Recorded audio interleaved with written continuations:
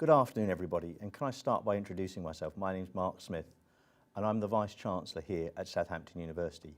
And it's an absolute privilege to be here at this very unique event, where we're going to try and confront one of the issues which is one of the biggest things that society is having to deal with today. The event is entitled, "You Are Not Alone, Facing Mental Health Head On."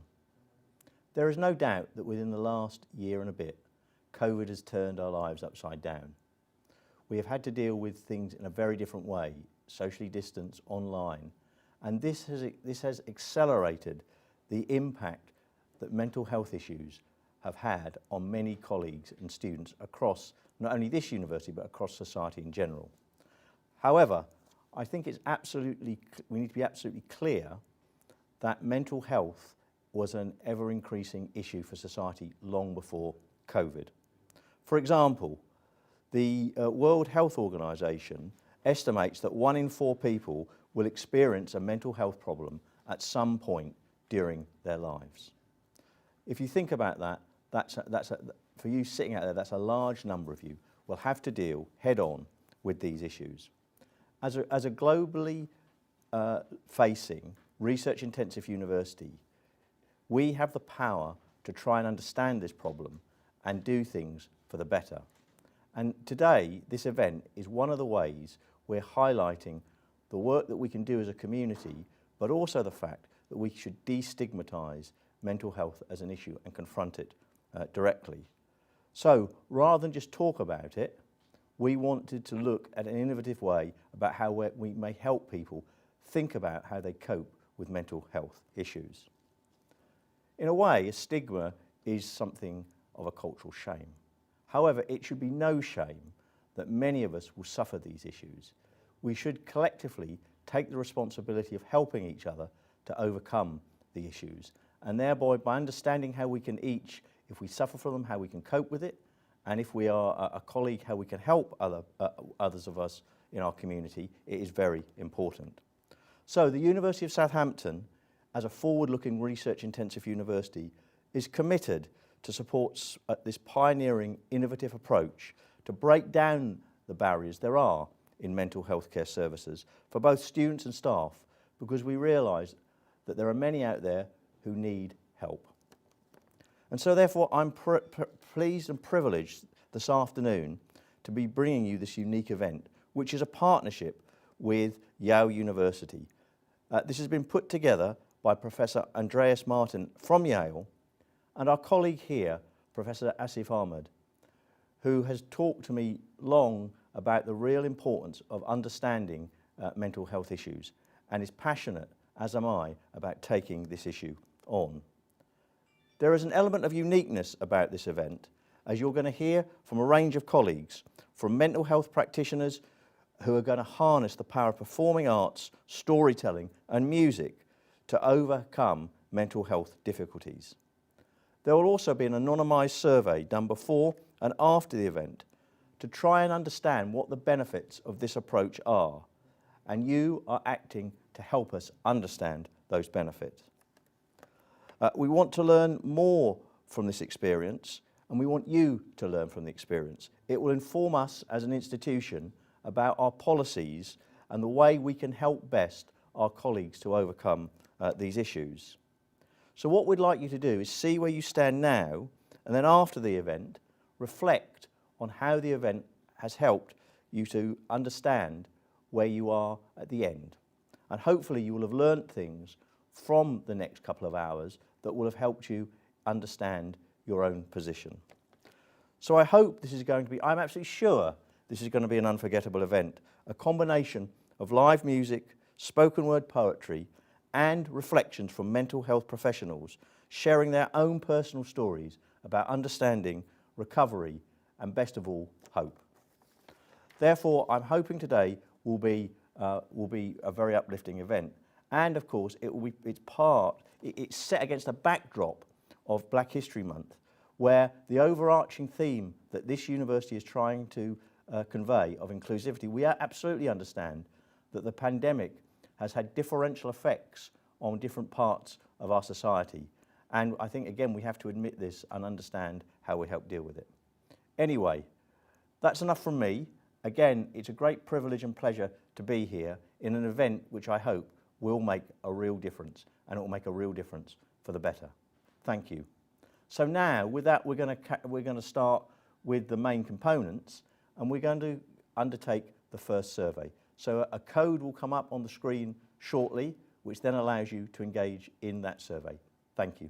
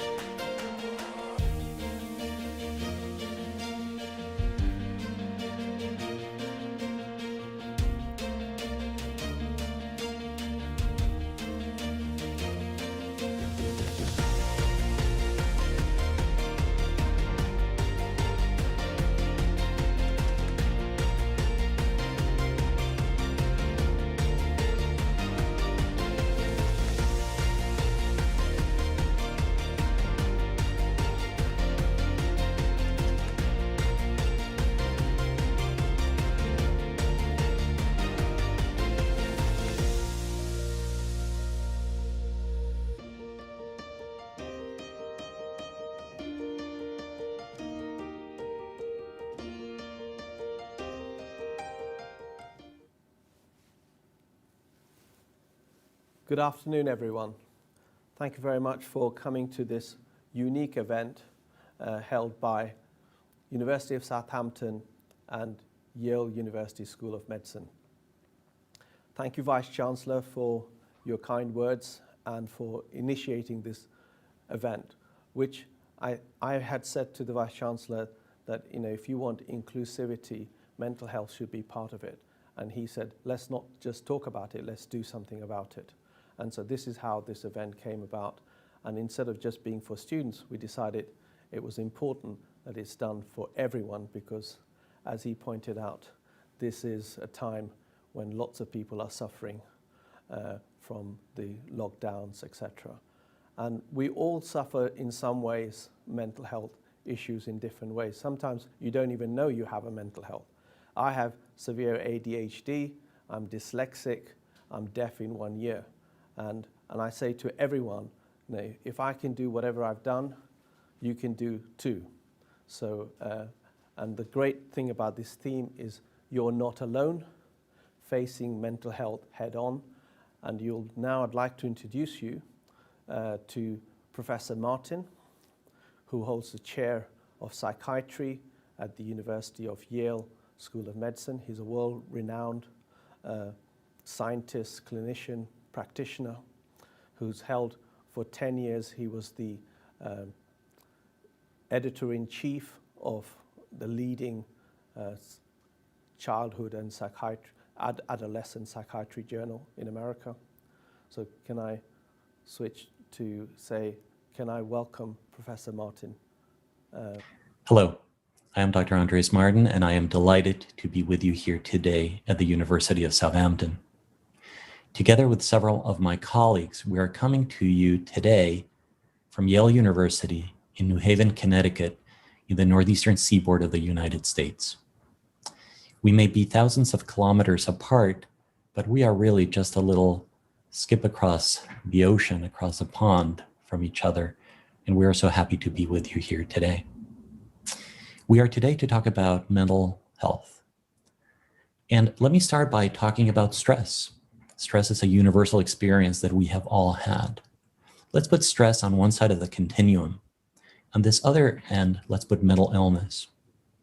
Some of you, no doubt, have experienced or are actively experiencing mental illness.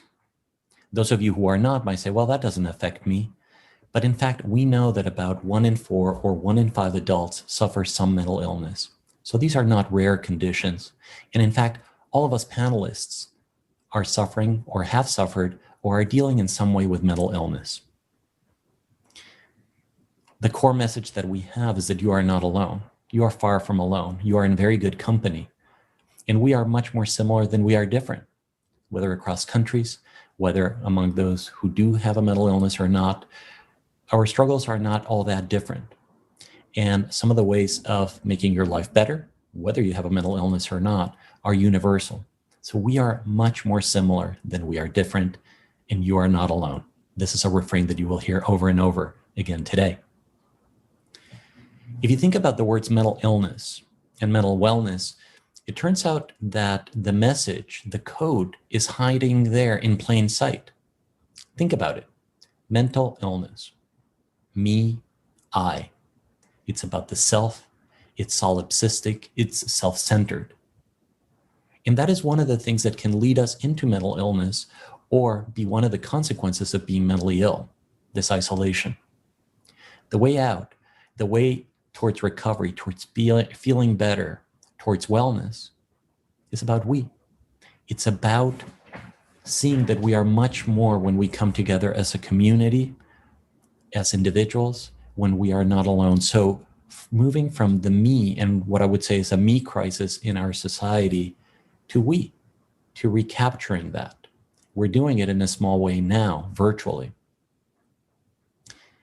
Now, to tell you about this path from the me to the we, and to talk about mental illness in a very concrete way, let me tell you a little bit about myself. I was born and raised in Mexico, México lindo y querido.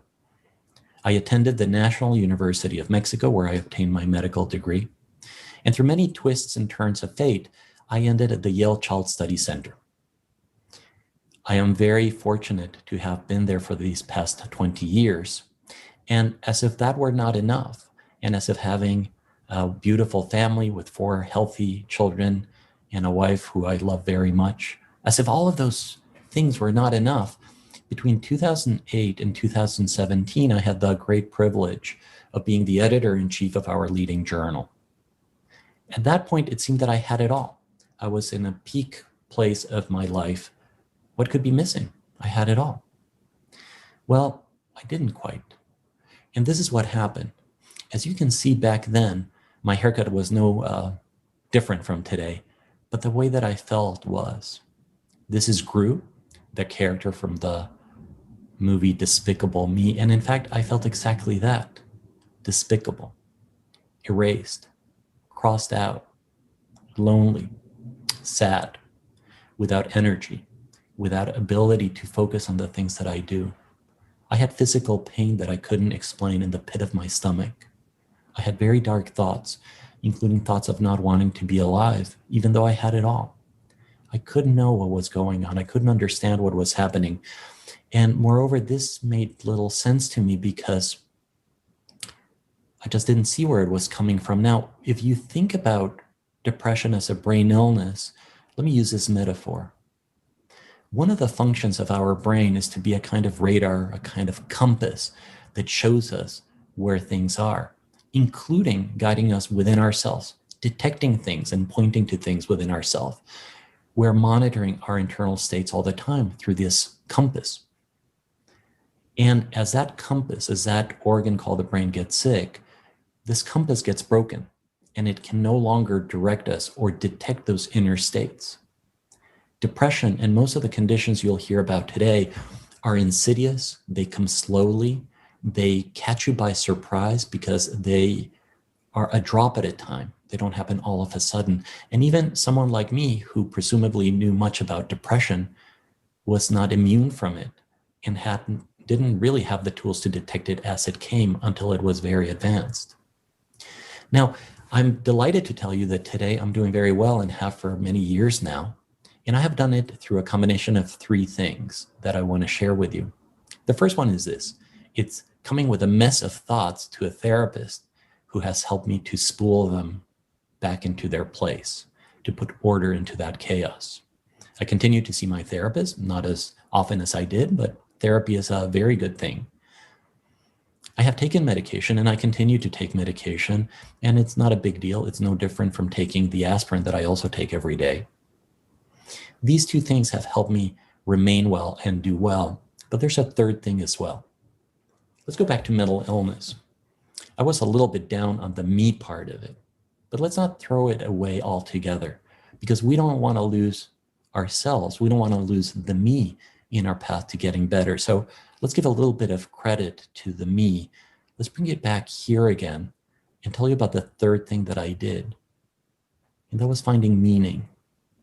Finding meaning is what helped me and continues to help me so much in my recovery. What do I mean by this? As I started getting better, I took back to the bicycle that I so love. And whether the bicycle made me feel better, or whether by feeling better I was able to ride the bicycle, I don't know. But I really cycled. And I cycled from coast to coast of the United States, 8,000 kilometers, from Seattle in Washington State and the West Coast to Washington, D.C.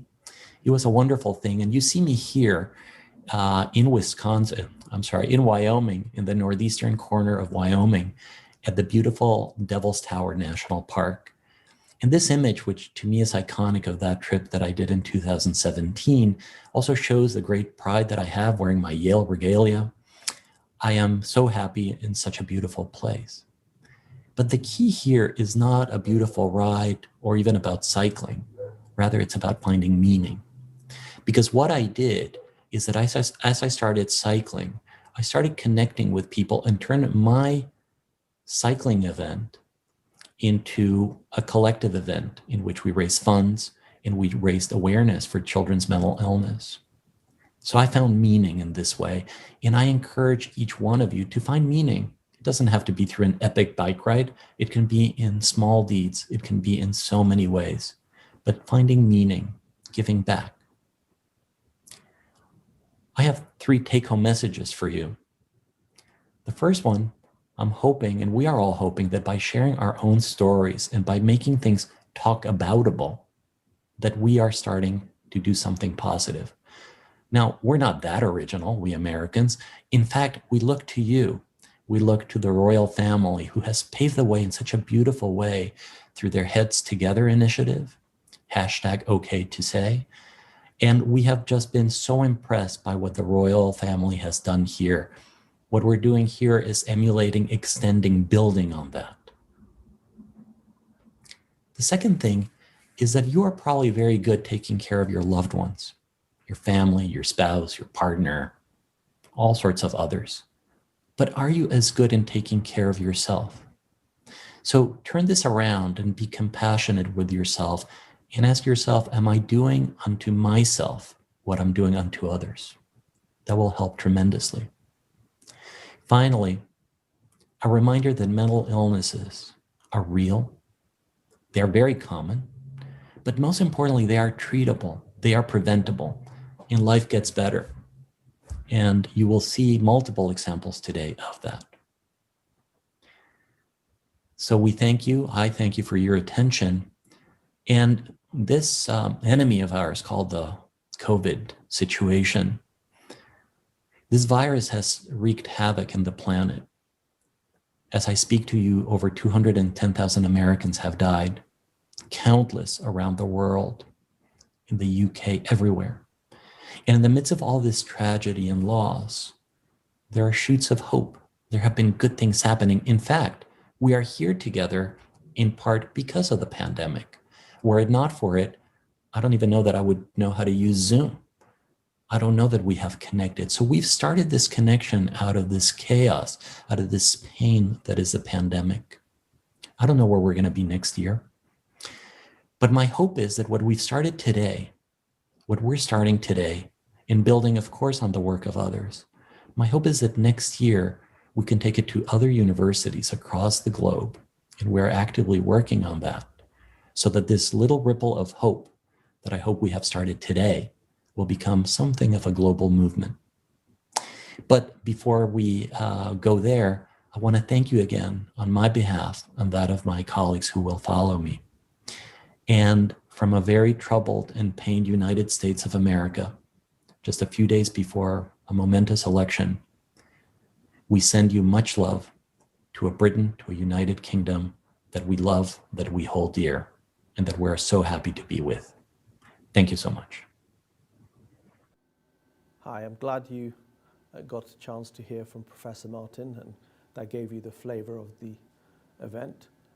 What I'd like to do now is to take 5 minutes to put some music on and ask you, if you haven't filled in the QR code, it'll come on your screen in a minute, and there at the bottom also there'll be a link to, you can click on it if you're using your iPhone, or so that you can get to fill in the form, because it's important. What we want to know is how you're feeling now and how you're going to feel afterwards, and how in 2 weeks' time, so that we can get some traction about have there been an outcome from this, and so we can build on this for future events. Thank you very much. Appreciate your contribution and interaction with this event.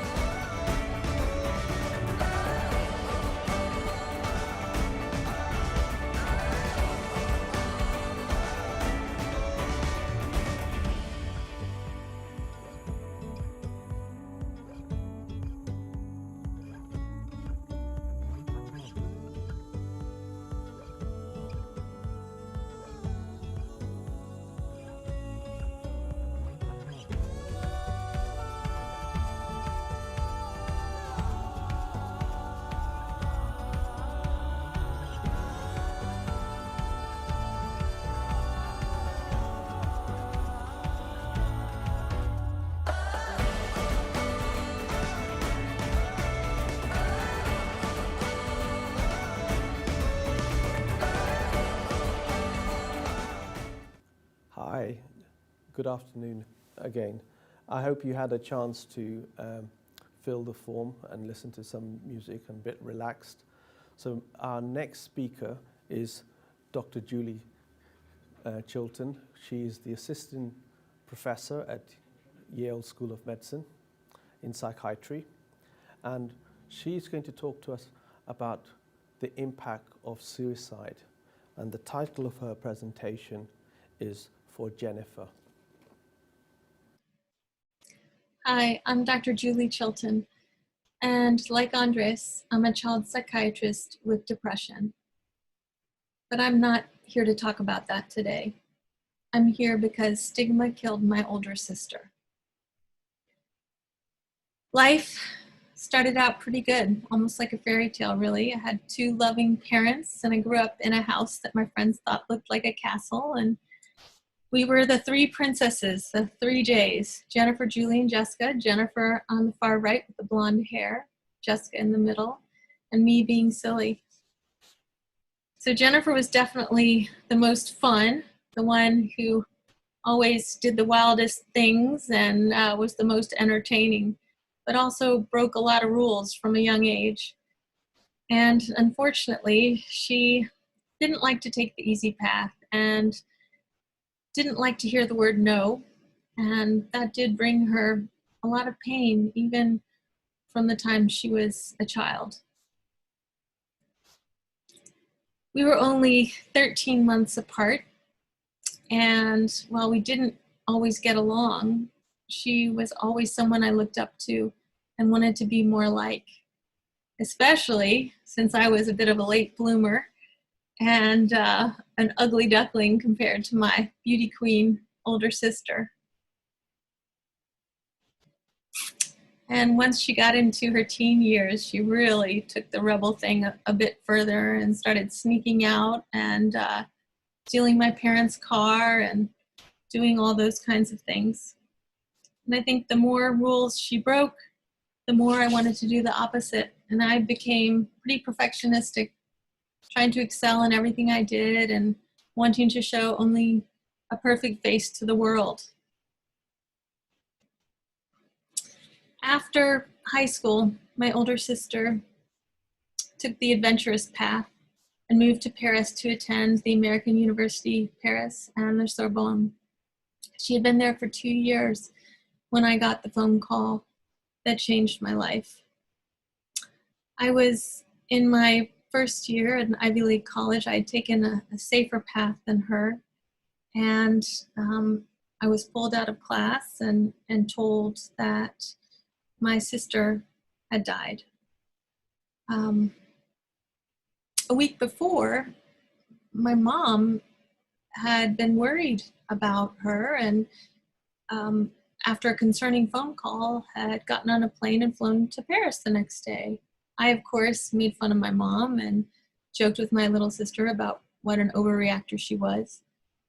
But apparently, when she arrived in Paris, she found my older sister Jennifer very thin, having lost all her belongings, having spent most nights sleeping in a library, and terrified to go back to her apartment because of what she thought her landlord was doing.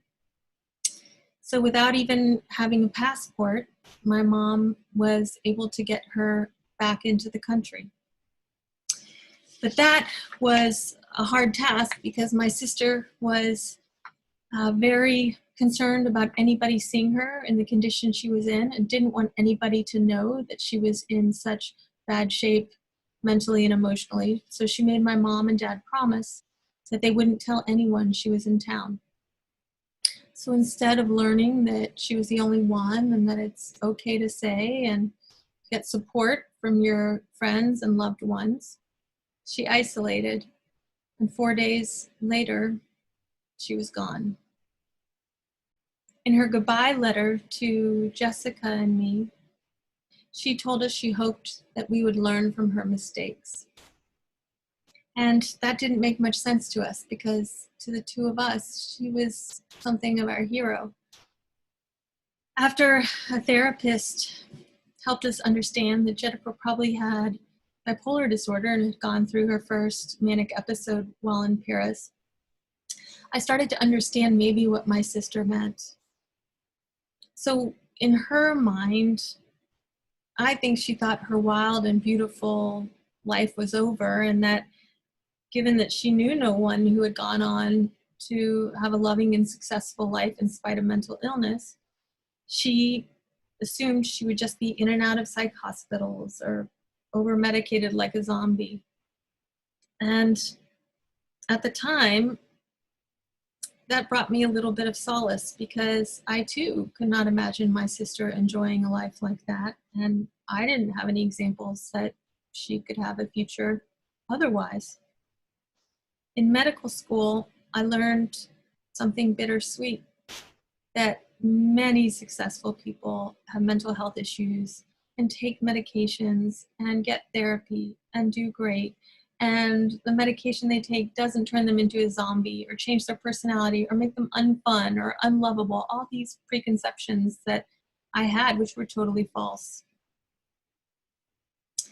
And that is when the grief really hit me, because I realized that Jennifer didn't have to die. If she had had that knowledge about what life could have been like, then maybe she wouldn't have chosen to end her life that day. So that's really why I'm here today, to make sure that all of you can imagine the possibility of a successful and fulfilling life should you encounter a mental health issue like Andres, Ashley, Ahmed, and me. So,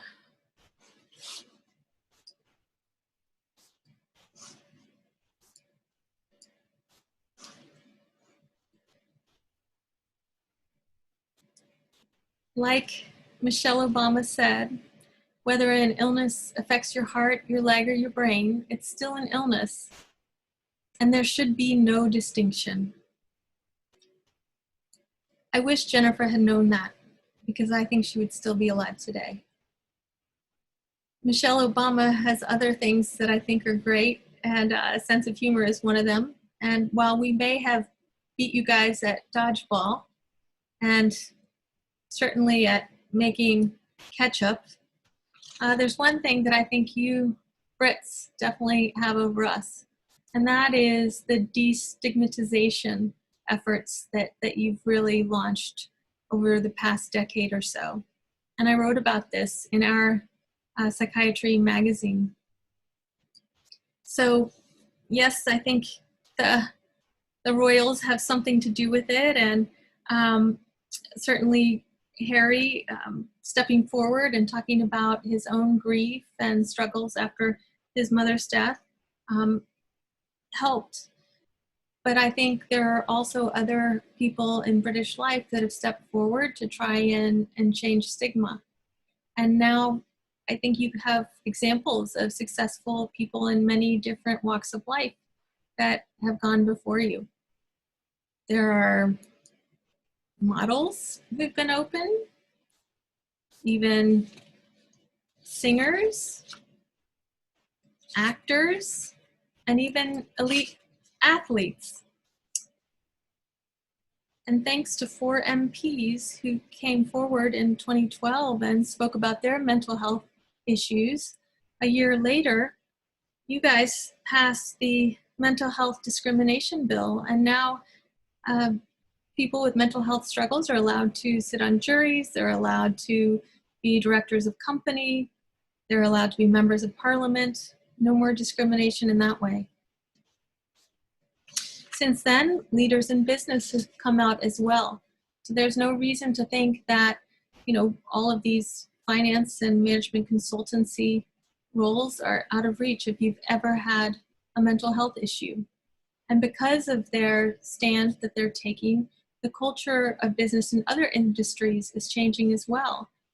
And Time to Change has made efforts, along with Mind, to have the culture in all different kinds of businesses really be geared much more toward the well-being of the employees there.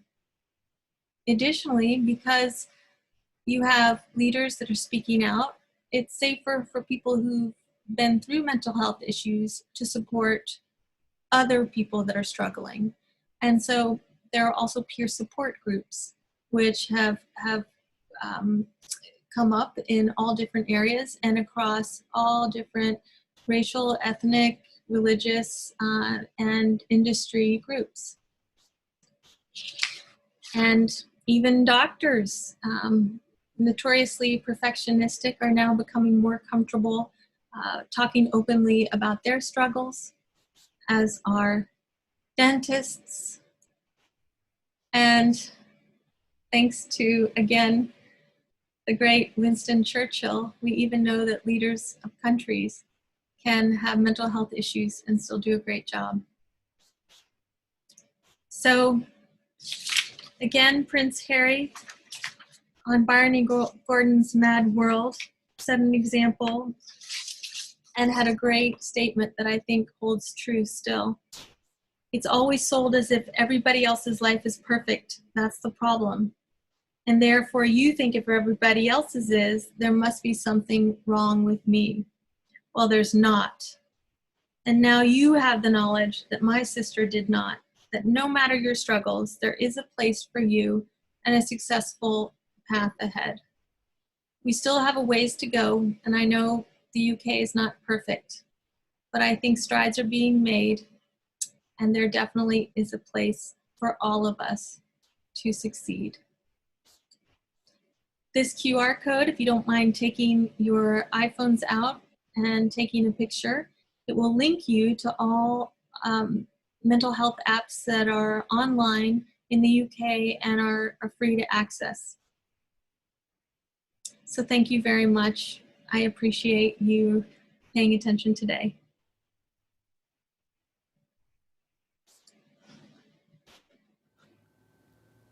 Hi, you've heard from Dr. Julie Chilton. Thank you, Julie, for providing us your openness and transparency and sharing your personal story with millions of people around the world. So we appreciate that very much so indeed. And I wanted to bring up also, you raised the point about famous people getting mental health and removing the stigma, at least for almost a decade. The law has been in the UK. And our own Chancellor, Ruby Wax, has declared that she suffers from depression, and she's been a champion of mental health awareness in this country. So Southampton is pioneering this whole area the way they've been doing it. And this is another example of inclusivity and bringing people together after this. So I'd like to now move to Miss Ashley Clayton, who is a research associate in the School of Psychiatry, and she's going to talk to us about full living. So hi everyone. I didn't get the memo that we were supposed to have slides, so we're just going to go with it and see what happens. But let me introduce myself. My name is Ashley Clayton, and I'm a research associate in the Department of Psychiatry here at Yale, where I've spent about a decade as a mental health and health policy researcher. And so I came to Yale after my research, or for my research internship in grad school, and was really lucky to have found work in a center that is at the forefront of the mental health recovery movement here in the United States. And so the majority of the faculty and staff at this center has had some kind of direct experience with mental illness. Either they've personally experienced it or has had a family member or a close loved one living with severe mental illness. And so it was there that I learned all the cool researchy things that you do at Yale, but also it was there that I learned how to use my experiences, my personal experiences with major depression and post-traumatic stress for good, where I could reflect on these experiences to make me a better researcher, to ask better questions and to challenge assumptions, and also to share my experiences of being unwell to advocate for change. And so it's not been easy. Being a human isn't easy. Life isn't for any of us. Therapy and medication have helped me significantly, but poetry has become equally important.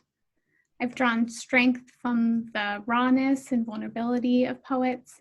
I have found words to make sense of very intense feelings and to help me keep going.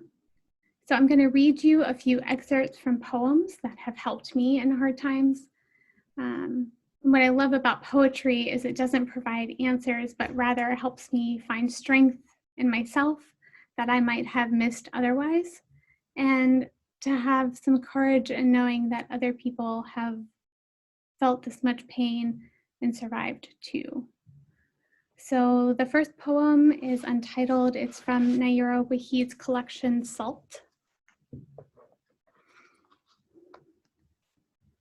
The wounds have changed me.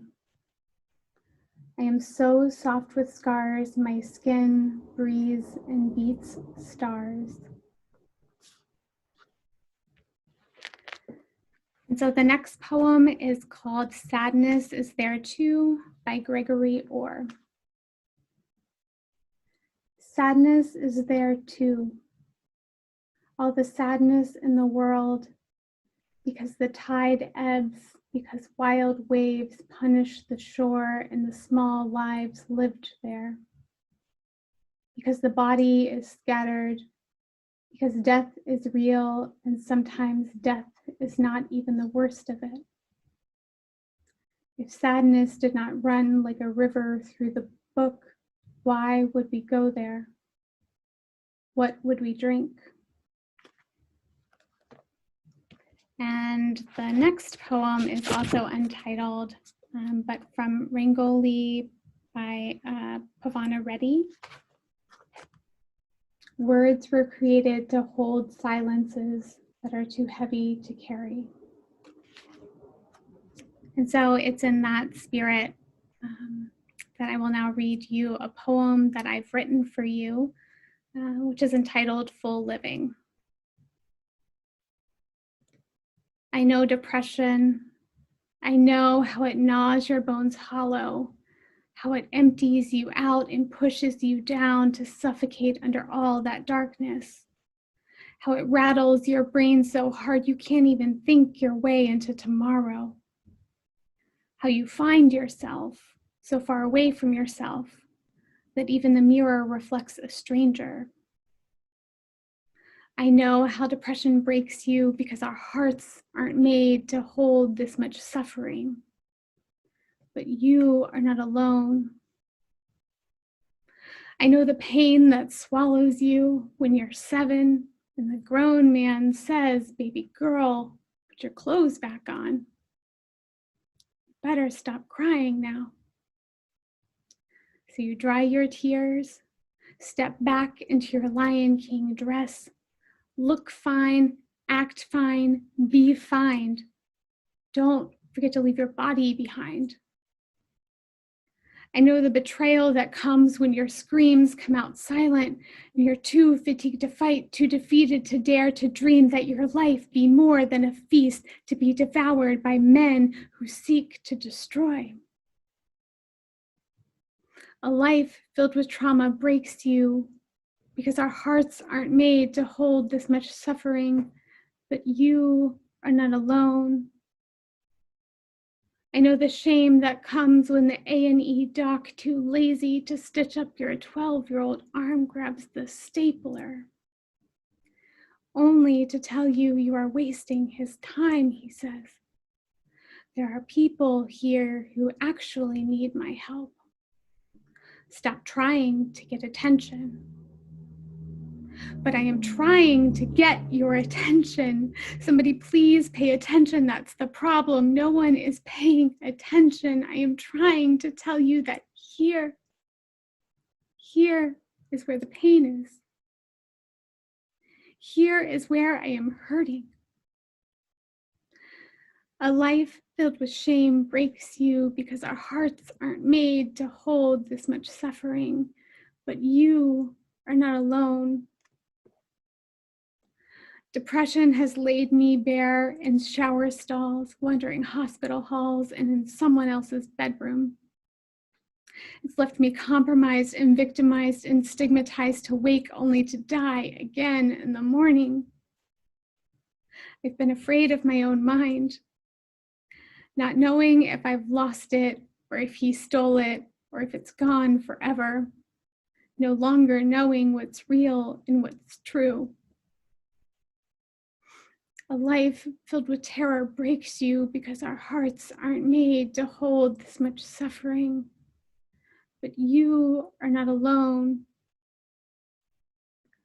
I know what it's like to carry burdens so heavy the only place to lay them down is a graveyard.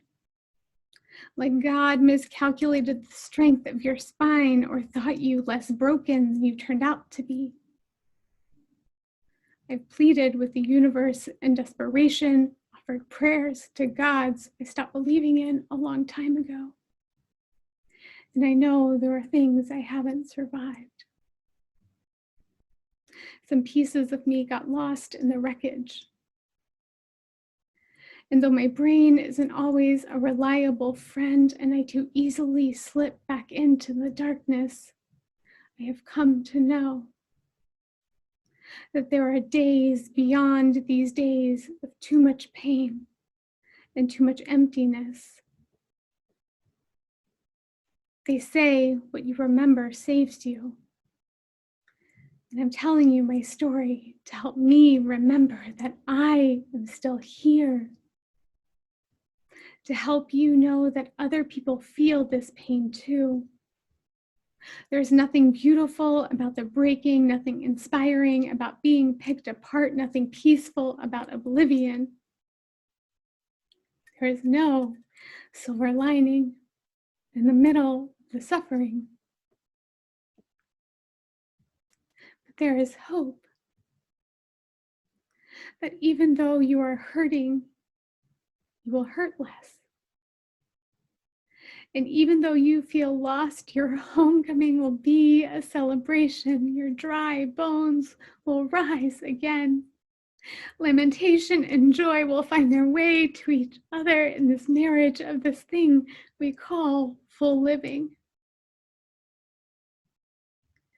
And I don't have easy answers. And I don't know if the worst is yet to come. I don't really know how this ends. And I know that though you might not feel it, and though loneliness might feel like the most truthful thing you know, you are not alone. So that was a lot. I'm going to take a little sip of tea.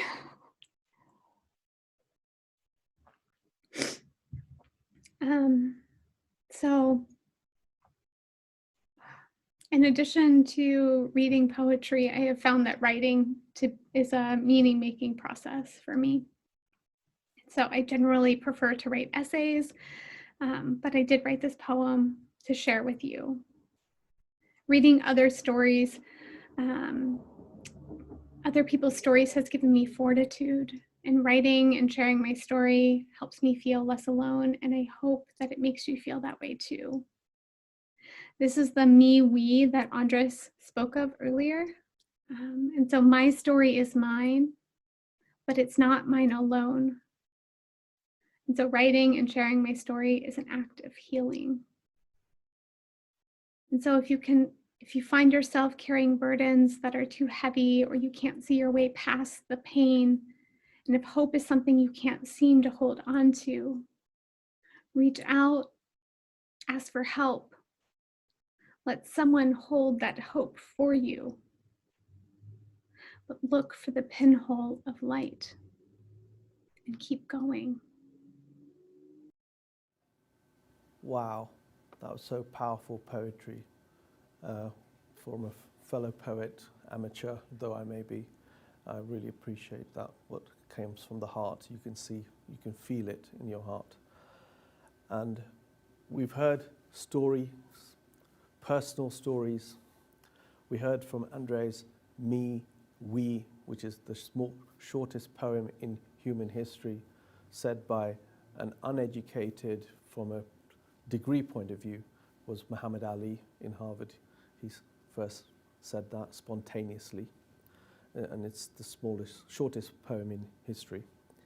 Now I'd like you to relax a bit, try to listen to where the name of this event came from, You're Not Alone. It's a husband and wife duo, JT Neo and Alison Russell, who's become a great folk singer in Nashville and is going viral. And they refer to their music as secular gospel. And they're going to sing 2 songs for us. One is called American Flower, and the other is what's got today's event named after, which is You Are Not Alone.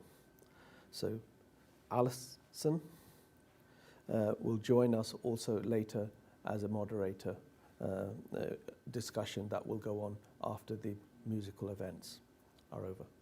So please clap your hands wherever you are to Birds of Chicago.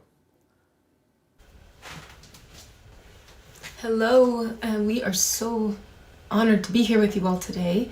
I'm Alison Russell. I'm JT Nira. And we are Birds of Chicago. And I'm really honored that the name of my song is being used for this really unprecedented conference. You're Not Alone, Facing Mental Health Head On. What a perfect initiative in this time when we're all struggling, when we don't even, we can't begin to know what the fallout mental health wise is going to be ultimately of this unprecedented time of pandemic and struggle globally, certainly in our country and in yours too.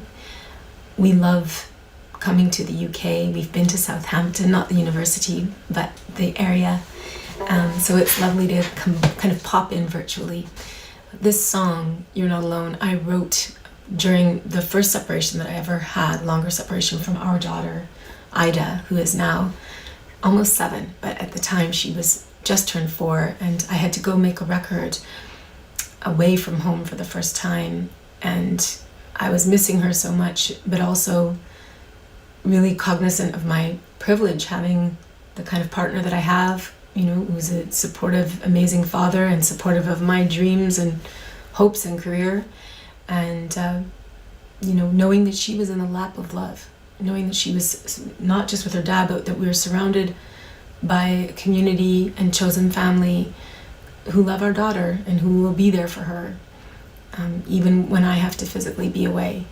And I got, also just felt the privilege and the tragedy that that's not the case for every child. It wasn't the case for me as a child, and it's not the case for a lot of children. And there are scars that I will carry always with me from my childhood, and we're all carrying scars. We all have our struggles. And I was thinking about my mom a lot too, who was a child when she had me, and a child with undiagnosed at the time and untreated at the time schizophrenia, and it made our situation much more severe, and it made her very vulnerable to predatory people. So our story took a lot of deeply damaging turns that had there been in her family more honesty about what was happening for her, the struggles that she was having, it could have been such a different story. So anyway, I think about all these things and my privilege now as a mother to be surrounded by goodness, and we'll play the song. You're not alone, and you're not alone. And however you're feeling is okay. It's okay if you're not feeling good.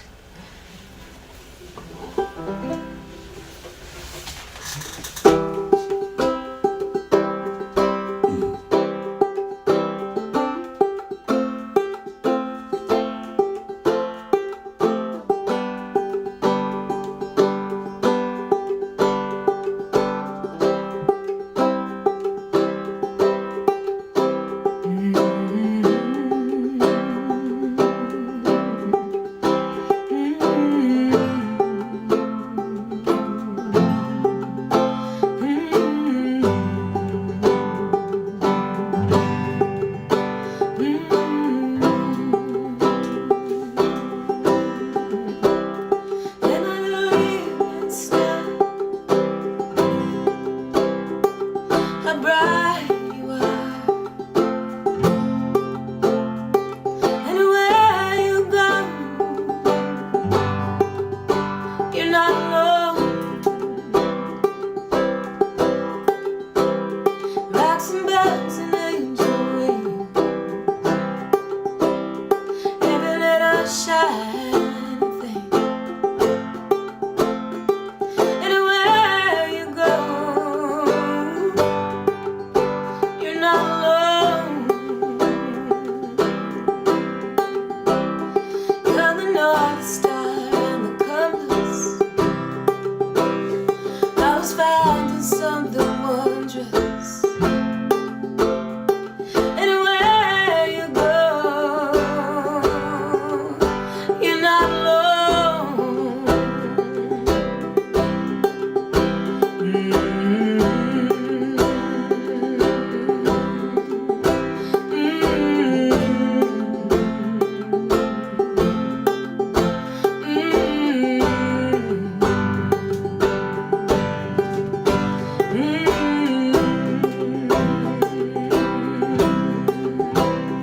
Wish that I could keep you from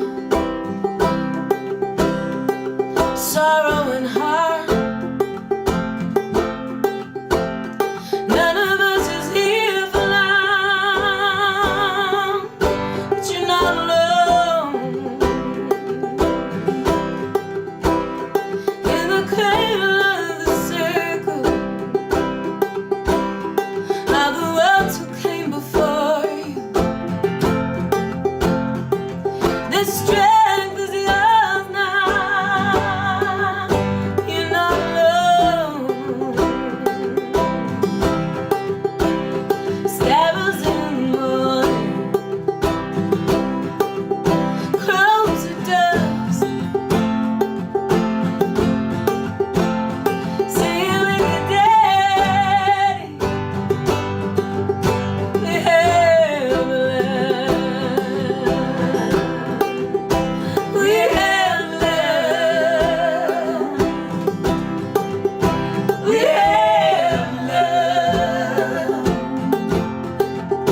We have love.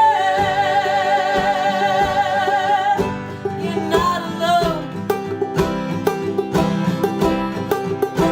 We have love. We have love. We have love. You're not alone.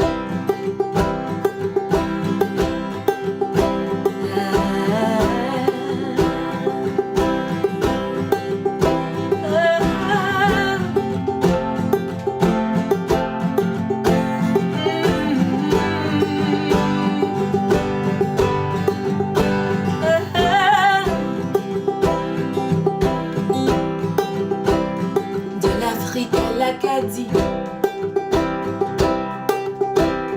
de l'Europe aux Amériques, la musique nous réunit, une famille.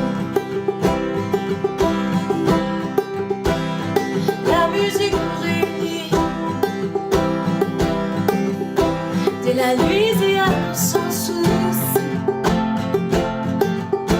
Tigala, Tigali, on arrive, une famille.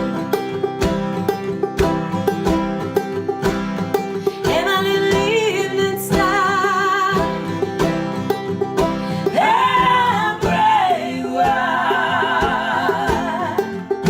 We have love.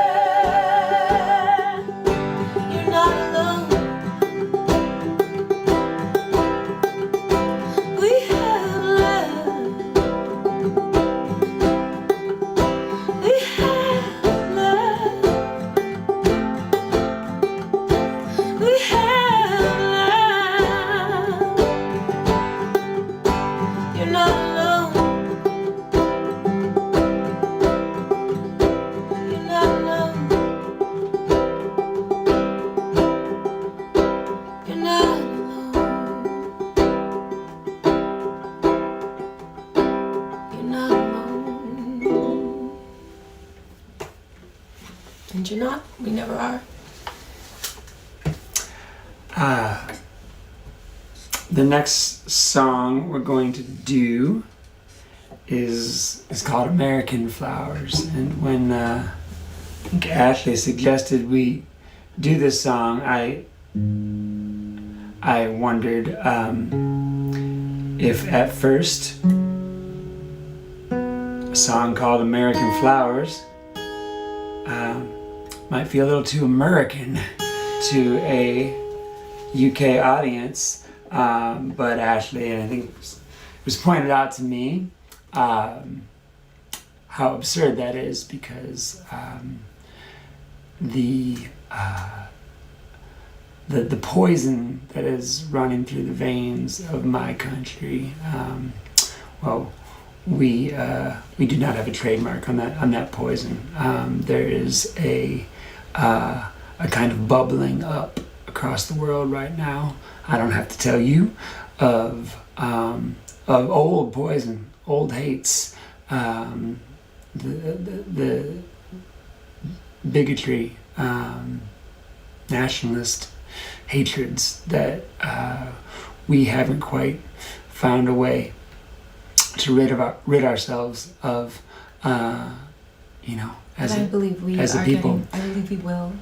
I believe we will as well, and I sometimes am perversely grateful for the spectacular theater of the absurd and awful that we have been subjected to the last 4 years in our country, because I think having such a avowedly awful and hateful human in our most powerful office has forced a lot of people to reckon with some of these things that otherwise would have kept cruising along. That we're already here. Yeah. So this song is not an overtly political song, but it is a song about, well, partly at least, simply about vignettes of decent people being decent to one another. Broken people affected by mental illness and addiction in some cases, but humans being humans to each other. And Well, we're all a little bit broken, aren't we, in some way or another? That's what humanity is, I think. Indeed. I don't know anybody who isn't. I would like to meet that person. But Or maybe it would be terrible. yeah, that's to right. meet that person. That was supposed to be my setup for my wife to tell me that I was one of those people. But no, we're in a time right now where decency and empathy, even at the most basic level, can kind of feel like radical acts right now. So, but we need more of them, and so we need the decent folk to stand up and be aggressively decent in the coming days. So, American Flowers. Love is not passive, it is active. It is active.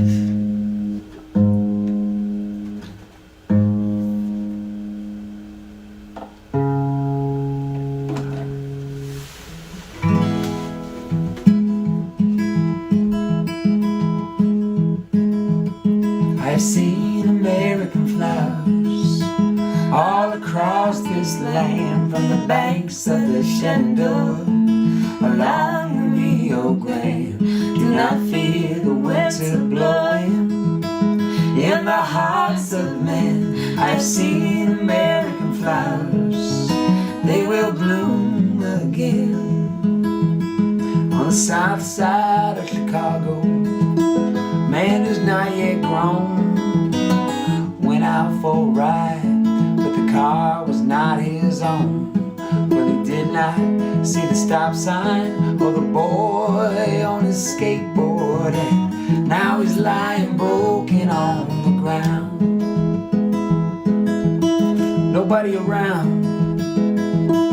He could have drove away, but he pulled on over to the curb and he ran out where he lay. He used his hoodie for a pillow, said, little man, you're gonna be okay. And he waited for the ambulance to come. I've seen American flowers all across this land, from the banks of the Shenandoah along the Rio Grande. Do not fear the winter blowing in the hearts of men. I've seen American flowers, they will bloom again. Tender was the night down in the Tenderloin, in an alley off O'Farrell Street, in the neon glow, when she finally caught that dragon a mile from Chinatown. She took her wings and eased her body down. She gave a little shudder, but no pain, she felt no pain. And she knew that she was back on home in Morgantown again. She could smell the lady slippers and the wild thimbleweeds. Mama, I was just mad, I never meant to leave. I've seen American flowers all across this land, from the banks of the Shenandoah along the Rio Grande. Do not fear the winter blowing in the hearts of men. I've seen American flowers, they will bloom again. Laying roof in Texas, it's the job for someone younger, and so is catching fastballs from your grandson in the summer. But there you are saying, come on kid, let me feel that Hummer, with your back and hips and knees on fire. And he's saying, come on grandpa, when you gonna let me throw a curve? And you're looking back at him in the sun, and you feel your heart is bursting. Let me keep him from himself and those that mean to hurt him, if that be your will, oh Lord. I've seen American flowers all across this land, from the banks of the Shenandoah along the Rio Grande. Do not feel the winter blowing in the hearts of men. I've seen American flowers, they will bloom again.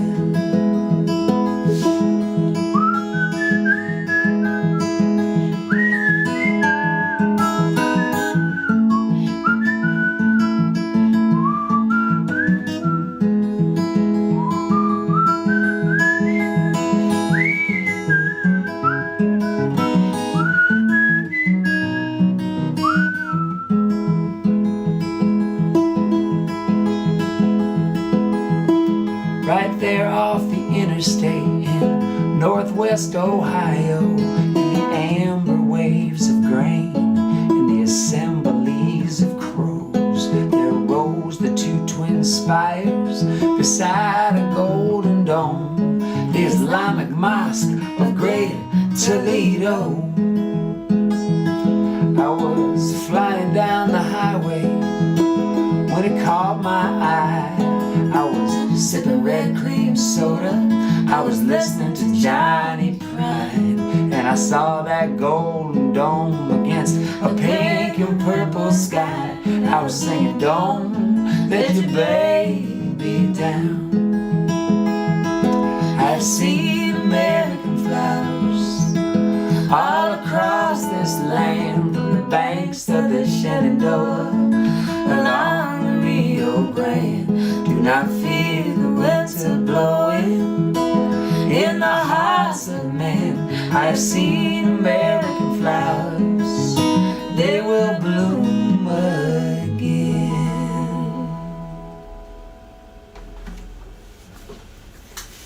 Many blessings on all of you and the good work you're doing.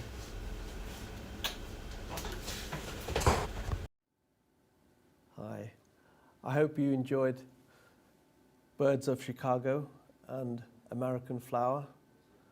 Togetherness in times of tough times brings us all together as one humanity, I believe. And I think these kind of music is a symbol of our togetherness. So now I'd like to introduce to you Amanda Calhoun. Dr. Amanda Calhoun is a resident clinician who's on a 6-year training program at Yale School of Medicine in combining her interest in clinical child psychiatry and her research interest. But what's unique about Amanda is that she calls herself a clinician activist. And I've heard her speak, and she blows you to pieces with her passion and her way of delivering what she talks about as racism as mental illness. So, Amanda. I'm here today to talk about my trauma, my story. A trauma so deep and insidious that its roots are over 400 years old. But this story, this trauma, is not just mine over here in America. It is a trauma that many of you over in the UK, here in this audience today, also share. This is our trauma, a trauma inflicted on us, not just by one person, but by an entire system. A trauma that is often explained away, hidden, silenced. I will give voice to our trauma today. "That black baby is ugly," said the 5-year-old girl I was babysitting as we watched the movie Boss Baby. "Why do you say that?" I asked. She frowned at me as if the answer was obvious. "Because it's black." I couldn't help but notice that the skin color on this little girl, a shade of caramel brown, was not that much different than the skin color on the baby. I sighed. Of course, the trauma had already begun. I thought about the famous doll experiment conducted by Black psychologists Drs. Mammy and Kenneth Clark in the 1940s. The study visually exposed the effects of negative self-esteem on Black children due to segregation and the promotion of white people as superior and more deserving. When given the option, Black children preferred the white doll. Dr. Margaret Beale Spencer, a Black psychologist and University of Chicago professor, recreated this study in 2010. But this time with drawings, and this time with both Black and white children. All of the children demonstrated positive attitudes towards whiteness and negative attitudes towards Blackness. These beliefs were most pronounced in white children. When people tell me that their children are colorblind, it is sort of like new parents telling me that their newborn baby recognized them and held their hand. As doctors, we know that babies have a grasp reflex and will hold anything. As a psychiatrist, I know about child development and racial recognition, and children are far from colorblind. Babies begin to recognize race at 3 months, and at 30 months, most children use race to determine their playmates. Racist beliefs continue from there and begin to take hold. By 4 or 5, white children show a strong preference for whiteness, and all children, including the 5-year-old I babysat for, have already begun to learn that some racial groups are associated with higher status than others. I was also 5 when I realized that the children most promoted as beautiful and smart were the white children, especially those with blonde hair and blue eyes. My experience wasn't unique. This painting is based on The Bluest Eye by Toni Morrison, a novel in which the protagonist wishes she was white, like her doll. This book centered the perspective of Black children and the effects of racism. My name is Amanda Calhoun, and I'm a child psychiatry resident at Yale University, but I am also an activist. My mission to become an excellent psychiatrist is intertwined with my mission to fight the trauma of racism. I refuse to separate the two, because long before I was a physician, I was a Black girl in America, and my white coat, my status, does not protect me nor my family. Status did not protect my autistic older brother from being thrown on the ground by a security guard who looked at his skin color and exercised undue force. Status did not protect my little sister from being neglected in the emergency department, even when my mother, who is a pharmacist, was insisting that she was wheezing from anaphylactic shock. Status does not protect my Ivy League trained doctor father from being stopped in his own neighborhood by the police. Status does not protect us from racism. I don't usually focus on personal anecdotes because I am often met with silencing remarks. That couldn't be racism. Are you sure? So instead, I focused on statistics, on data, to illustrate the trauma that Black Americans have experienced since we arrived in shackles on these stolen lands known as America. And as a doctor, it is my duty to expose racism in my own backyard, the medical system. It is important to understand that mistrust of the medical system is not only driven by isolated atrocities in the distant past. It was the norm for the American medical system to be a dehumanizing experience for Black Americans. It was standard of care for Black patients to be treated like animals. This history is important because it informs current racist beliefs, but this history is often unmentioned. Medical students learn about the esteemed father of gynecology, Dr. J. Marion Sims, and his many accomplishments. But somehow, it is strategically left out that he perfected the surgical procedure for vesicovaginal fistula repair by experimenting on Black slaves without anesthesia and then performing these procedures on white women with anesthesia. His racist beliefs that Black people felt less pain persist today. A recent 2015 survey showed that white medical students and residents queried still believe that Black people biologically felt less pain. A myriad of studies show that Black patients, including Black children, are undertreated for their pain compared to white patients with comparable diagnoses and complaints. We also learn about the father of American psychiatry, Dr. Benjamin Rush, a Declaration of Independence signer and an abolitionist. But do we get taught that he discovered an affliction known as negritude, the disorder of being Black, a disorder that patients could only cure by becoming white? The fact that this is left out of history is intentional, because to acknowledge this will be to acknowledge the trauma of racism and white supremacy. But that was history. We're different now. Are we? Is the disorder of negritude and the pervasive racist beliefs that to be Black is to be defective, but a memory of the distant past? Or are there similarities today? Like the girl in my story who thought Black was ugly, or the girl in the doll study, or the marketing of skin bleaching products. These racist white supremacy narratives are alive and well all over the globe. As a medical student, I sat in lecture after lecture about racial health disparities between Black people and white people as my classmates took notes robotically about how much Black people had worse health outcomes than white people. And I would leave each lecture with a lump in my throat. Not just because I knew that these statistics represented people and lives, but because of something else I couldn't quite find the words to explain. But now I can. And here it is. It is inaccurate to explain away racial health disparities by citing poverty or lack of healthcare access without acknowledging the effects of racism, because this suggests that Black people are just poor without acknowledgement of barriers, centuries of barriers intentionally put in our way, because this leaves out the crucial fact that even when Black people do have access to care, they still receive lesser care. They still die more.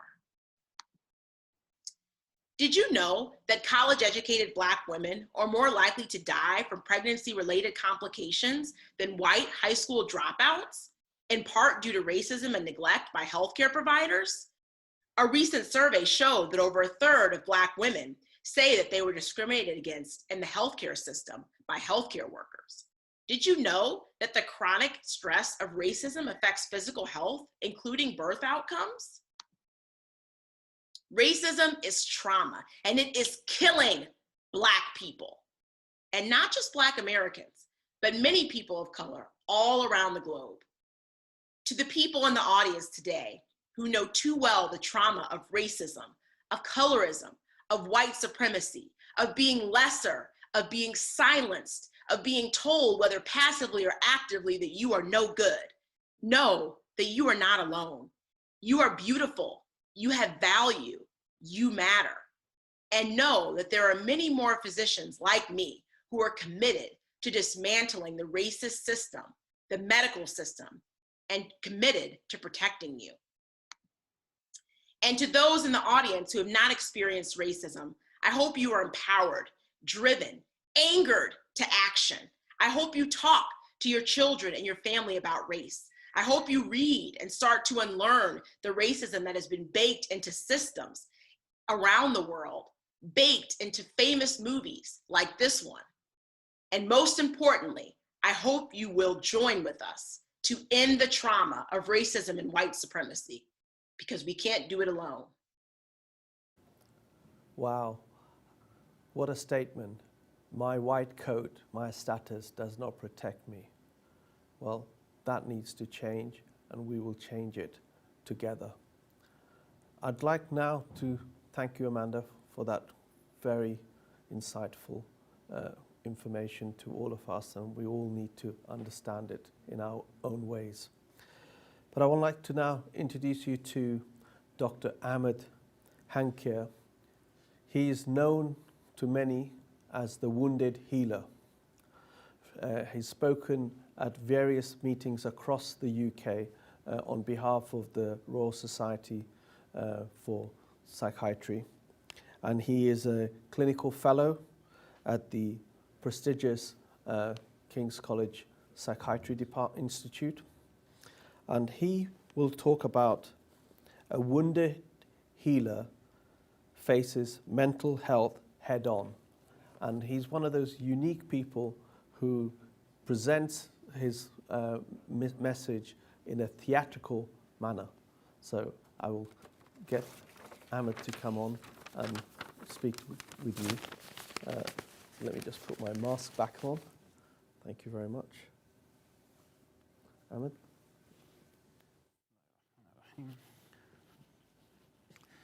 Thank you, Professor Asif, for that very kind introduction.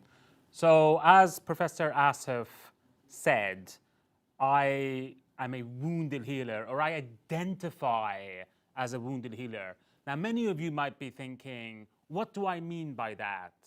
Well, I'm both a mental health care provider and I'm a mental health care receiver. You see, there is this perception that doctors should be invincible. But the reality is that we are human beings and we are also vulnerable to developing mental health problems. I wholeheartedly believe that we can harness the colossal power of storytelling to debunk the many myths about people who have mental health conditions that abound. So this is my story. On the 10th of July, 2000, I left my family behind me in Lebanon. The situation back then over there was not good at all. Lebanon was ravaged and battered by a brutal conflict that had far-reaching consequences. So there I was in Beirut International Airport, and I said goodbye to my parents. All of us were crying inconsolably. There is no heart like a mother's heart. And there's no mother's heart like my mother's heart. But Mama, what can I do?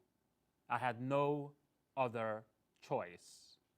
When I arrived in England, I naively believed that I would be embraced by the academic community, that I would just waltz into university. The reality was that my qualifications from Lebanon were not recognized, and I was a janitor cleaning floors and a stock advisor stacking shelves in a supermarket from you can't see in the morning until you can't see at night. I worked 70 hours a week on minimum wage to put a roof over my head and food into my stomach. How did I feel? Well, legally speaking, I wasn't even an adult. My mind was still maturing. My brain was still developing. My heart was still growing. People my age were living with their parents, preparing for their A-level exams. I felt melancholic. Of course I did. But I was fully aware that I had been given a decent shot at life. You see, education in the UK is a birthright, and that is not the reality for most people in this world. And I would admonish myself if I squandered that golden opportunity in life. I just had to stay focused and work really, really hard. The following year, I enrolled into a sixth form college, and I continued to work full-time hours to survive. And I'll never, ever forget what the head of the sixth form at the time said to me when she asked me, what do I want to do with my life? And I told her that it's my dream to become a doctor. And she laughed at my face, and she didn't have to say it, but she made me feel like I was this dirty little immigrant with delusions of grandeur. And she scoffed, choose another course, you'll never get into medical school. Her words hurt me. Her words hurt me a lot. However, I would not allow her to diminish my resolve. I continued to work hard. I dug deep. And despite the constant threat that working full-time posed, I secured straight A grades and I matriculated to medical school. And life was going great.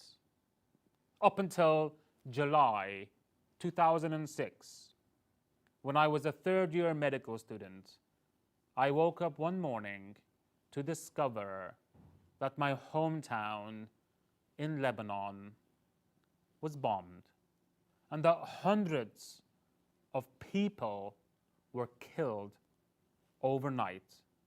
Women, children, babies.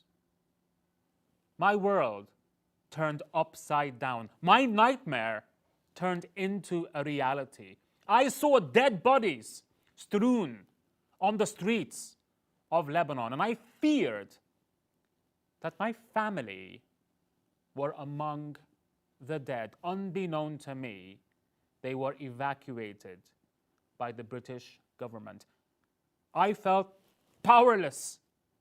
I felt overwhelmed. I was deeply sensitized to the events that were unfolding in Lebanon at the time, and I reacted. I developed a severe episode of mental illness. Now, C.S. Myers in The Lancet said that everyone has a breaking point. Weak or strong, cowardly or courageous, everyone. War frightened everyone. Witless. And in the immortal oratory of The Joker, Insanity is much like gravity. All it takes is a little push. How about a full-blown war? Now, debilitating though the symptoms of mental illness are, the stigma can be far, far worse. I was marginalized, ostracized, dehumanized by people who I thought were my closest companions at the time. I was forced to interrupt my studies. I was rendered impoverished, hopeless, isolated, and I was sinking deeper and deeper into the darkness. In my despair, I contemplated suicide.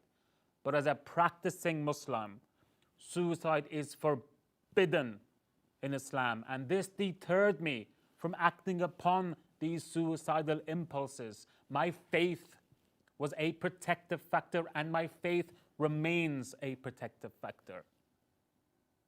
I eventually sought informal support from my imam in my local mosque, and he urged me to seek professional help from an NHS psychiatrist. Indeed, it was a psychiatrist and not a surgeon who saved my life and who rescued me from the depths of my own despair.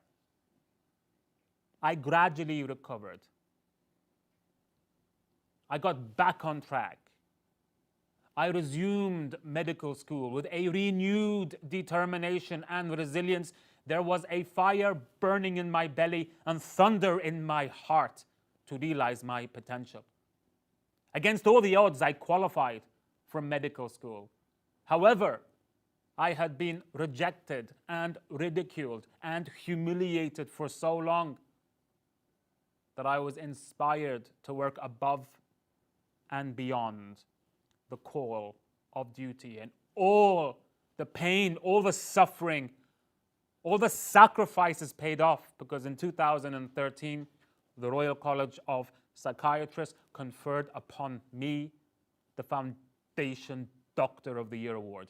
And the Royal College of Psychiatrists awards mark the highest level of achievement in psychiatry in the UK. It was one of the proudest moments in my life.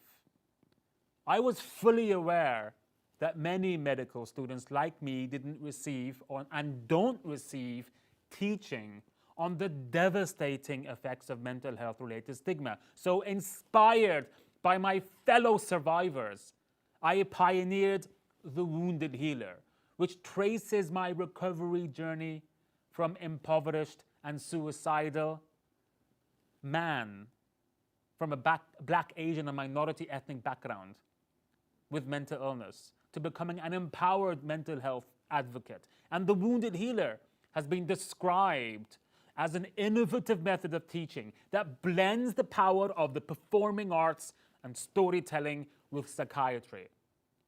And the argument we make is, how can you educate an audience if you can't engage them? So in The Wounded Healer, I reenact scenes from famous films, I recite poetry to entertain and enthrall and engage. And once engaged, we educate and equip people with the facts and evidence derived from empirical research. I've been fortunate to deliver The Wounded Healer to over 75,000 people in 19 countries, in 5 continents worldwide. And in recognition of excellence in psychiatry, I received the 2018 Royal College of Psychiatrists Core Psychiatric Trainee of the Year award. This is unprecedented. It has never happened in the college's history to receive these awards in 2 separate categories. And on the day that I received this award, tears were streaming down my face. I was crying inconsolably, like I was crying in Beirut International Airport when I said goodbye to my parents. But only this time, these were not tears of sorrow, but tears of joy that were streaming down my face. Now, I will close with these take-home messages and an original poem. It is okay not to be okay.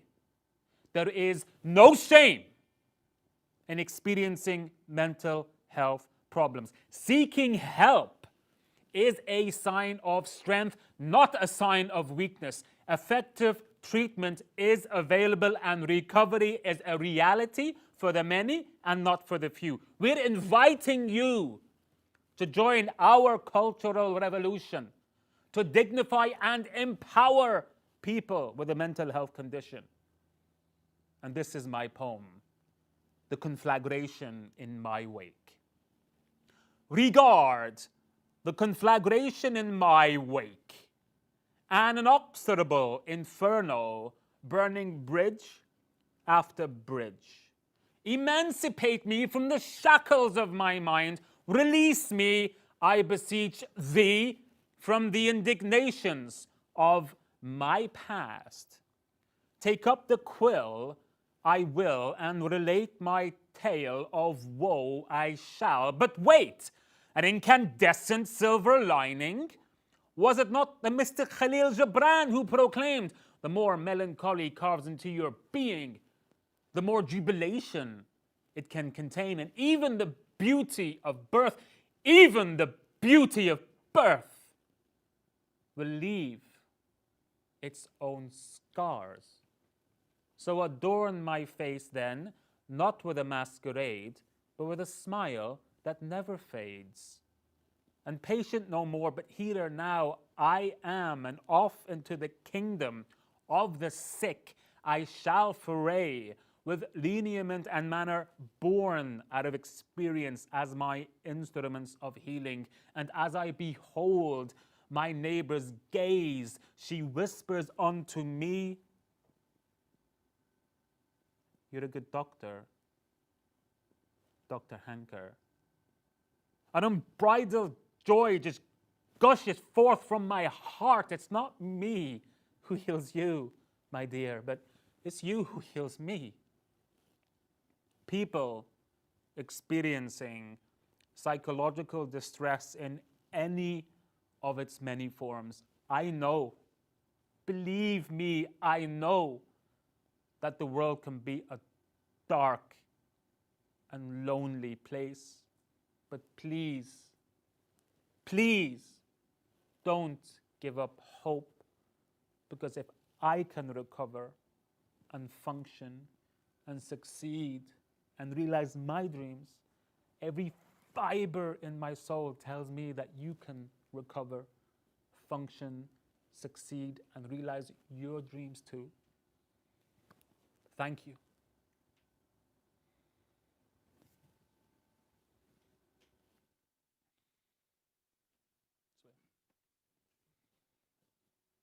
Oh, right, okay. So, do excuse me, I was swept by the muses.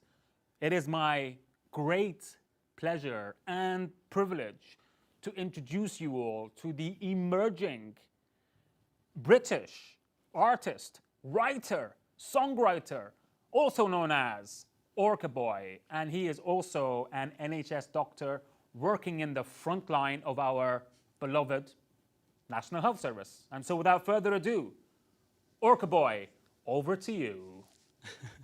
Thank you, Dr. Hankier. That was amazing. Very inspiring, animated, and it's a real just a privilege to be asked to come here and perform. You know, little old me. Nobody knows who I am, you know, but I feel like as a healthcare professional, it's kind of like our duty to bring light to these issues in regards to mental health. Even if you're not a psychiatrist, you know, I don't work in psychiatry, but I still feel like it's our duty. And so I was going to play another song that I wrote a while ago, but actually my mind changed, and this weekend I wrote a new song for you guys, and it's specifically for people really who are going through, you know, dark times, but to see that there is, you know, there's always, you know, a yin and yang. There's a balance between the light and the dark, and this is for people, for you guys. At the moment it's called Sunny Rain.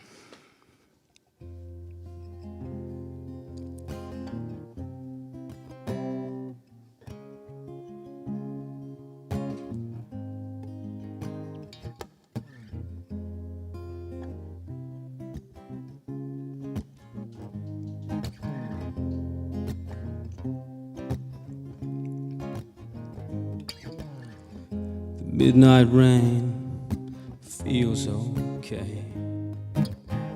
Deep in the alleys of my brain. It took me a while to find a blanket in the cold. After you told me you don't love me anymore, I've been walking on the dark side of the road. But there are streetlights up ahead, so I'm told. Without a rainy day, the sun won't smile. We could feel happy if we just wait a little while. Away through the rainstorm, let it wash my dried up tears, while the sound of angels burns through the nights of pain. I see in the darkness while the reaper claims his names. I like to watch the rain fall so I can love the sunny days.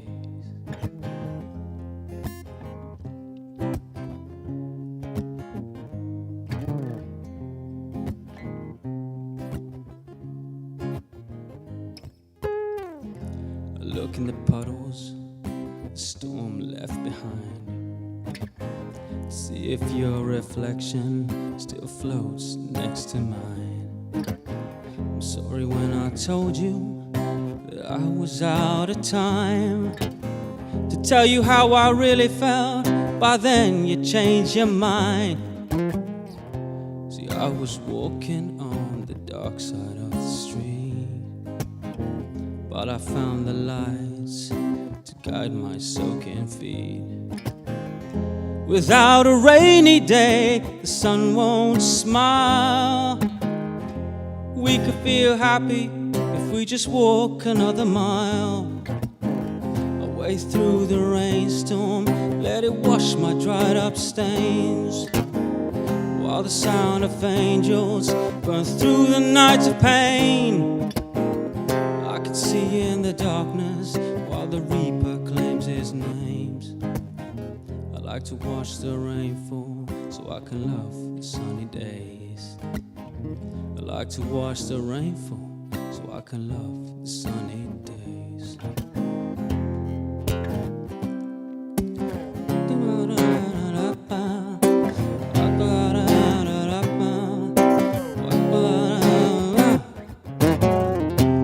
You had a face so heavy, you told me I'm not ready. You had a face so heavy, you said my brain was jelly while I sat on the breaking levee. And you laid it on so heavy, but the sunny rain will keep me steady.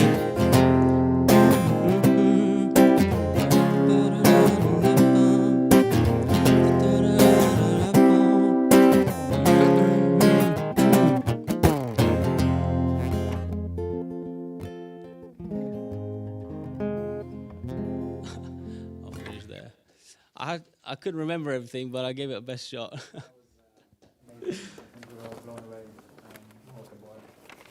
Well, thank you very much, Orca Boy.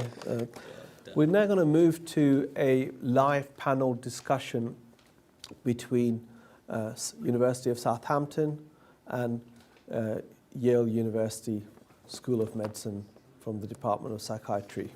And for this event, we will have we're very pleased that Professor Sabu Pandamas has joined us from the business school. He is an expert, a global health leader, and who's very interested in mental health and its impact on student population. And we will have the people who you've just heard speaking. They will join us both from Yale and from Southampton. And so without further ado, I will hand it over to Sabu. Thank you, Professor Asif. That was really, I don't know, well, I'm really, as I sit here, I'm really overwhelmed by the by this absolutely fascinating stories, narratives, songs, and music that unites us. So good morning and good afternoon to colleagues, to our audience, wherever you're joining from. Greetings from Southampton. I think, at Southampton, we not only cherish and celebrate diversity and inclusivity, but we practice. And diversity and inclusivity is actually it's a pillar for all of us. I think we sit on that pillar.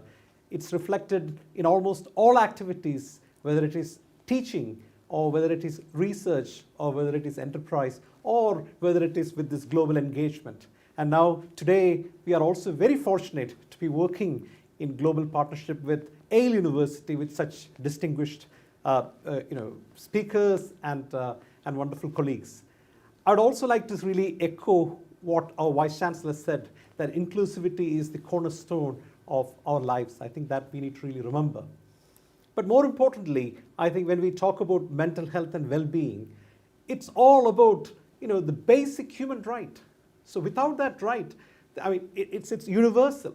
It's not just that there is one group of people who are victims and the other, each and everyone. There is no race, there is no religion in mental well-being, and we all deserve actually a better life.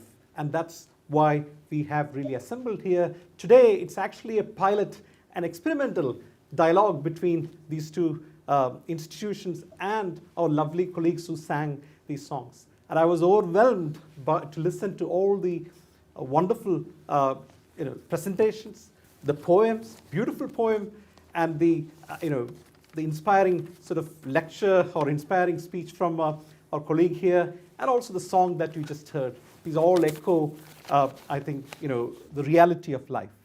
And also the other thing is that when we talk about mental health, it's just an iceberg, right? Most of us, we don't see that. And it's just so asymptotic, so that even doctors, they themselves suffer from mental health challenges or illness, but they don't have an opportunity to express that one. So I think it's more about discovering oneself and being confident to overcome these challenges. And I think that's why we have assembled here. To all our audience, I think if you have questions and comments, please do post that on the chat box, and I think we would be happy to take those questions.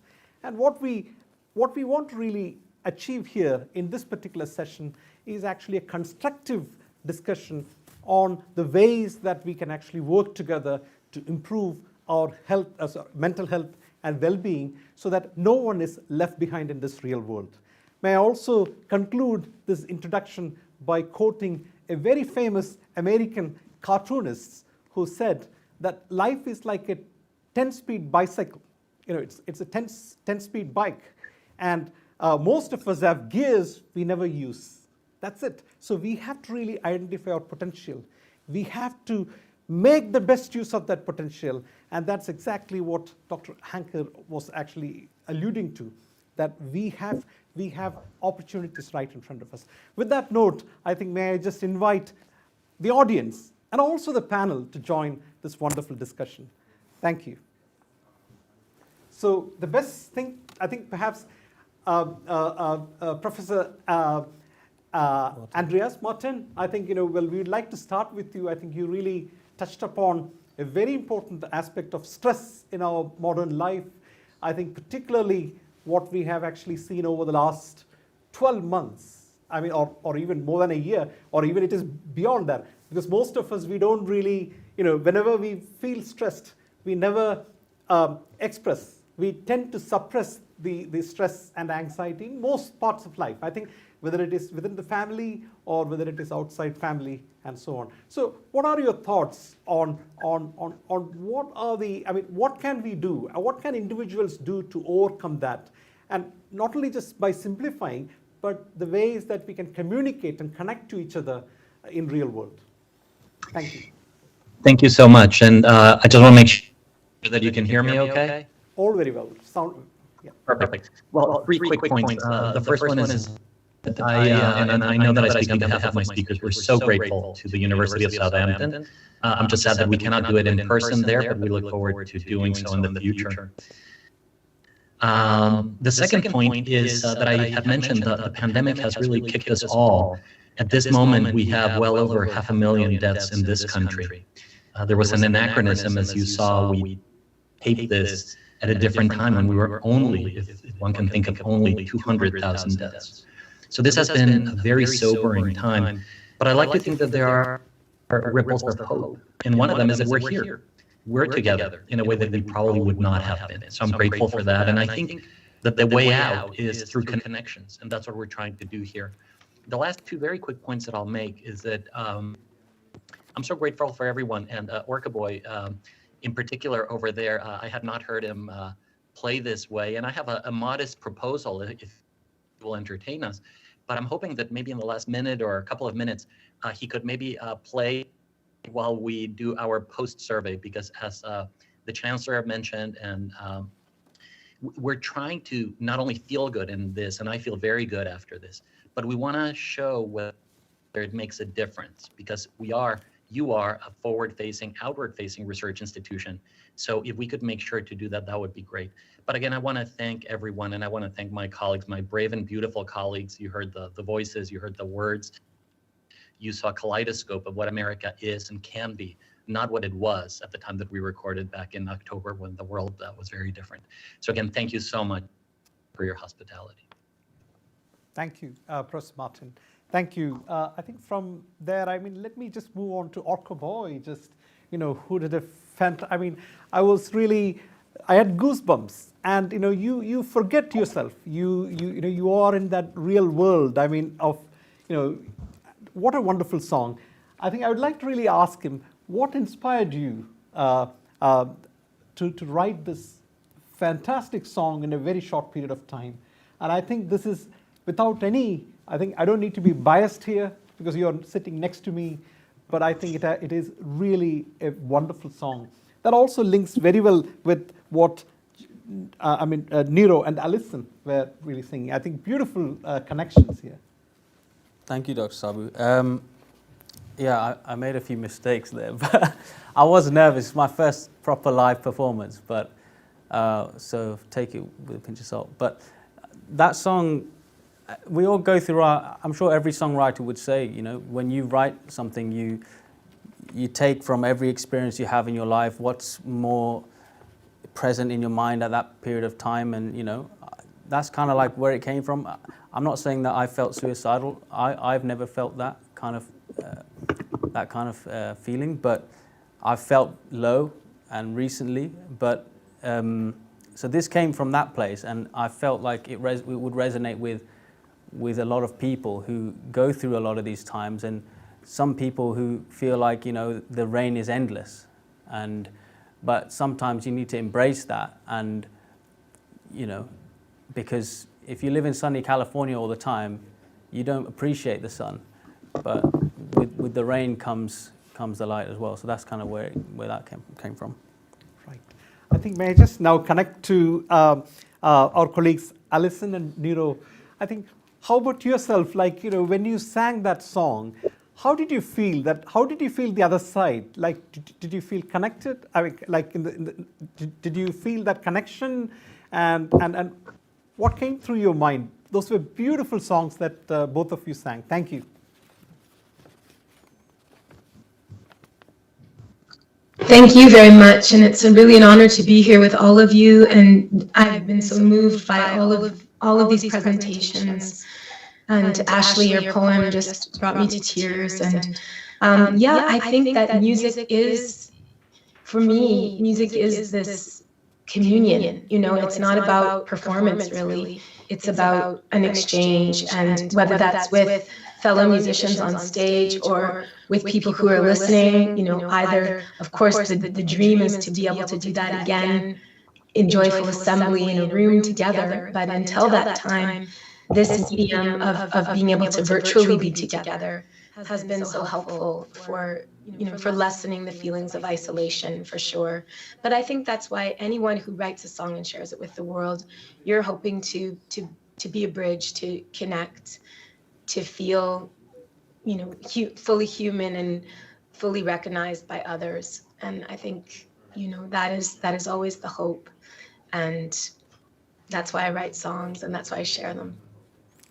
Thank you. You know, we say that music is the food of love, and that's exactly what we had a nice lunch here. I think, in fact, I think absolutely phenomenal. Thank you ever so much. And I think I'd like to really now just also looking at, there are lots of comments that we are having on the live chat. They are essentially like, kind of highlighting the inspiration that they're drawing from this conversation and also the music. So I think that's amazing. But I would like to really now turn to Dr. Julie Chilton. I think, that was so personal. And, I think when you were speaking, it really, it reminded us of individual lives. I think, I think the beauty of our society is diversity, right? The diversity is the beauty and so on. But within that diversity, there are different lives actually embedded within that diversity. And you went through a very challenging time in your life, and and it was for Jennifer, and that was really well echoed. I think there must be a reflection on how you have really overcome that. And I think it's never easy to really overcome such challenges. But could you please share with us that what made you to really come up and share those thoughts more frankly, more openly, and also I think with the aim that it can help others. Could you please reflect on that, Julie? Thank you. No, thank you. You bring up something important, and that is that I wasn't comfortable sharing at first after my sister died, and I went through a terrible depression once I understood what life would be like without her in my world, and also saw how devastated my family, especially my parents, were. And it was really through my experience with depression that I came to terms with, my own humanity, and that nobody is perfect. And the more I started to share with others, the more people came forward to me and said, "Me too." And the more connected I felt. My Swiss grandfather always said that the meaning to life is in relationships. And my father's favorite song, he loves to quote, is "What's love got to do with it?" And I will say, with this tragic loss, opening up and connecting and sharing with others has given me such richness and the freedom to be myself, flaws and all.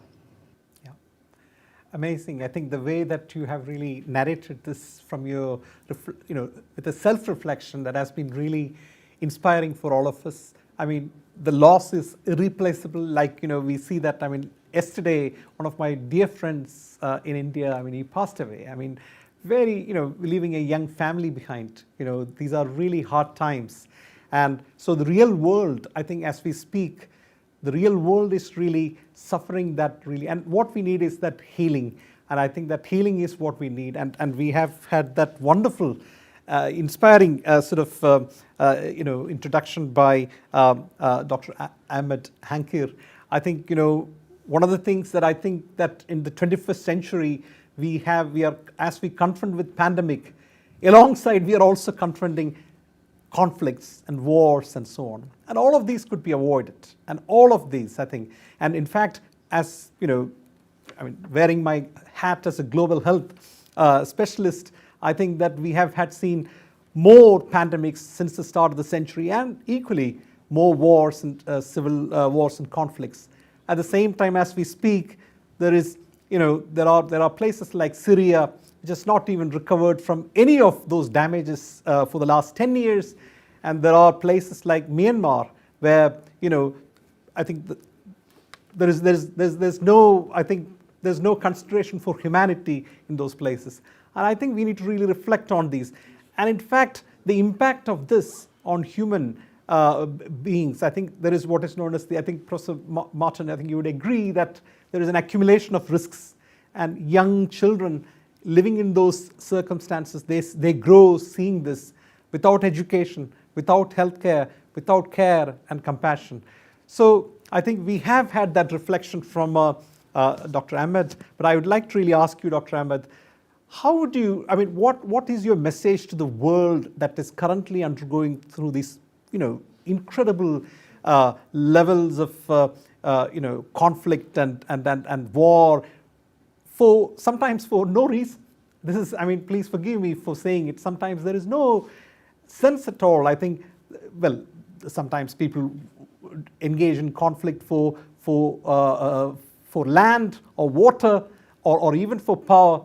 What is it? I think so. But today you have really brought out your experiences, and you need to really come out of that struggle. So what is your message to those people who are trapped in those circumstances?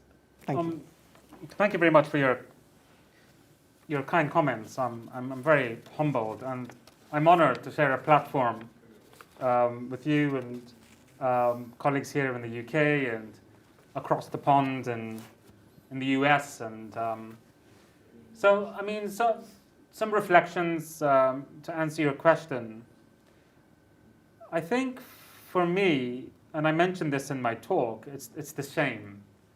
It's the stigma, and how, despite the availability of effective treatment, many of us continue to suffer in silence. And that, for me, is unacceptable.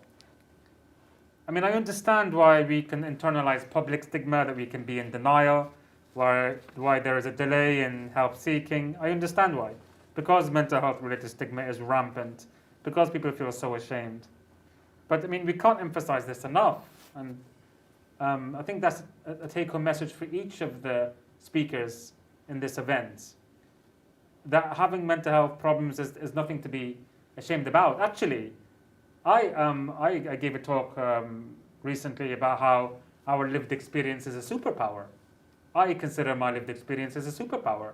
Not only am I a better doctor because of my lived experience, I'm a better human being. I feel I'm more insightful. I feel I'm more empathetic. I feel I'm more driven. And I feel by embracing our vulnerability, we can have these kind of authentic, as Professor Andreas was saying, we can have these authentic connections with other people. I think we should be kind to ourselves, show the same kindness to other people, show the same kindness to ourselves as we did to other people, having that kind of compassion as well. So yeah, I mean, I'd love to know what our colleagues in the US think, because this is what Queen Rania said in Jordan, that the voice of the human heart needs no translation. You know, we see what's happening, man's inhumanity to man, the atrocities occurring in Yemen or in Syria or whatever in the world that it might be, you know, that there is the universality in the messages that we are trying to disseminate in this event. Thank you, Dr. Ahmed. I'd like to know, I think, this is all about, today we have also had the opportunity to listen to a beautiful poem from Ashley, I think Full Living. And I don't know whether Ashley is around, but I think I'm sure that bringing out that poem from heart is not really easy. I mean, that's the same as the songs, writing songs. But poems are even more difficult in terms of really, because it is a combination of your expressions, your experiences, and also your reflections on the society. So I don't know whether, Ashley, you're probably around. Could you please tell us a little bit more about that, how you really, I mean, how much of your work, like as a research fellow, I mean, how much of that is influencing your, poetry, like poems? Thank you. Yeah, so I have the great fortune of doing some qualitative research, which really is focusing on eliciting stories from people and learning to listen carefully and closely. And so I think in that process, the experience of being a researcher has really I think informed me both in how people tell stories and how powerful they can be, really put context around numbers, which we all love so much in statistics, but to put a face, right? Every number represents a person, and there is no person that is the mean, or the average. I think for me, writing this poem, I've never written. I think I've written maybe one poem before. I like essays, but I think poetry has really helped me get through really difficult moments. In part because poetry isn't a full story; it's a story about specific moments.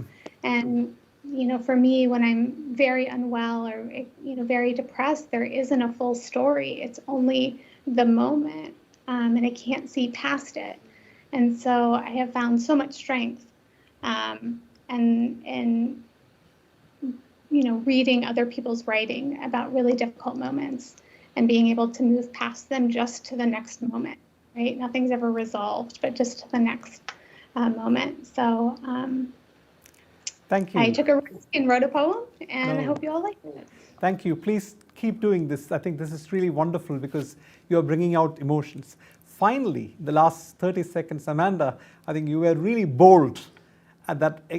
I think it's all about being fearless, right? So we can actually, once you overcome that fear, then you can change the world for better, and you can change yourself.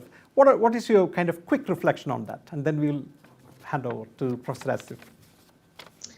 I think it's fake, as we say in the US, and you may say it in the UK too, it's fake it till you make it. I'm still scared when I speak out.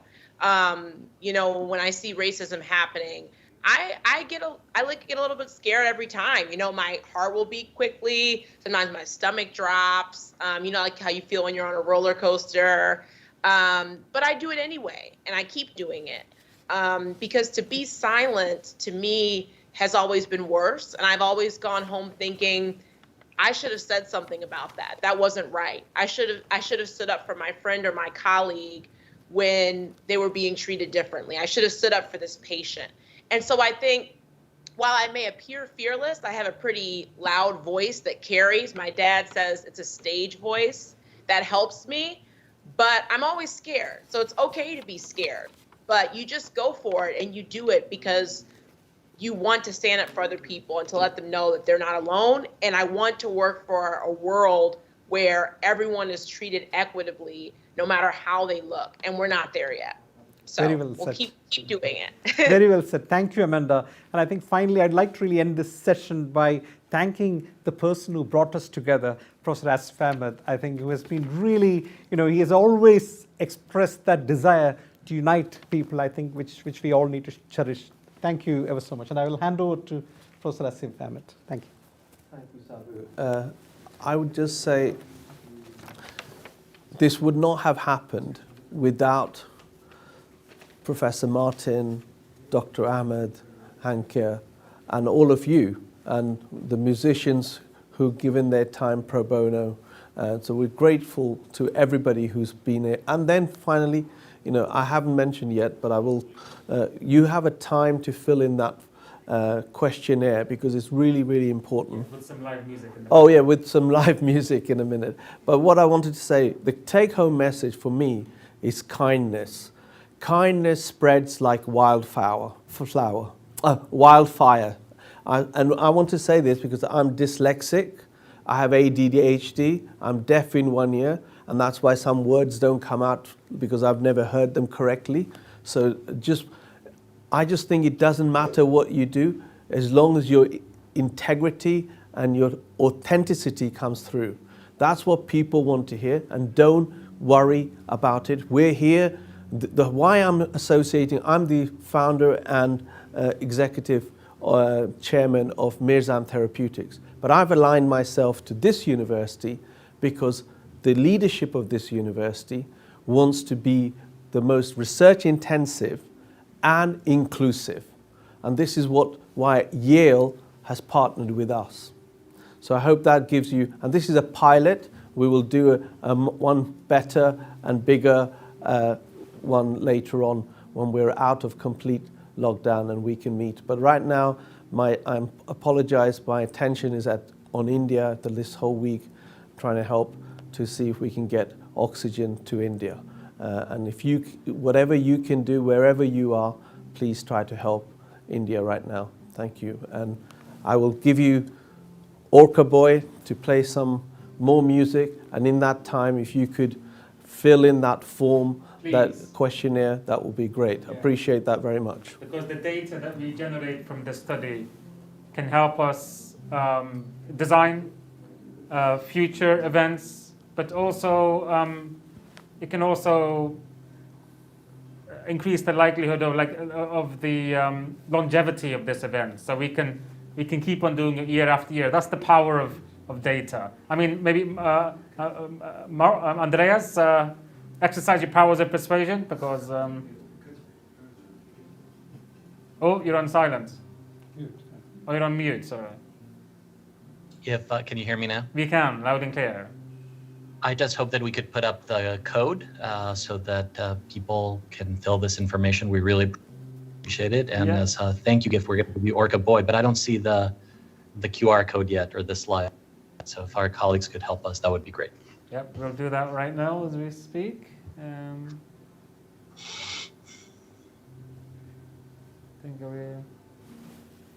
we look forward to hosting you here at the University of Southampton. All of you. There is. Can you see it in the corner over there? Oh, there. Is it? Yeah. Oh, here it is. There it is. Code. Oh, no. Could it be somewhere in this? It's being blocked. Could it go somewhere? Oh yeah, there's a. Can you access it or no? The timer is on top of it. So we need to get rid of the timer, or so we need to move it. Don't worry, align is fine. Oh, it's fine? Apparently it's fine, apparently.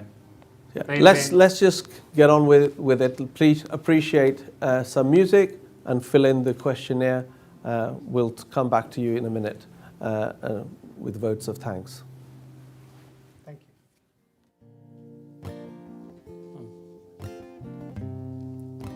This original song called There Is a Moment.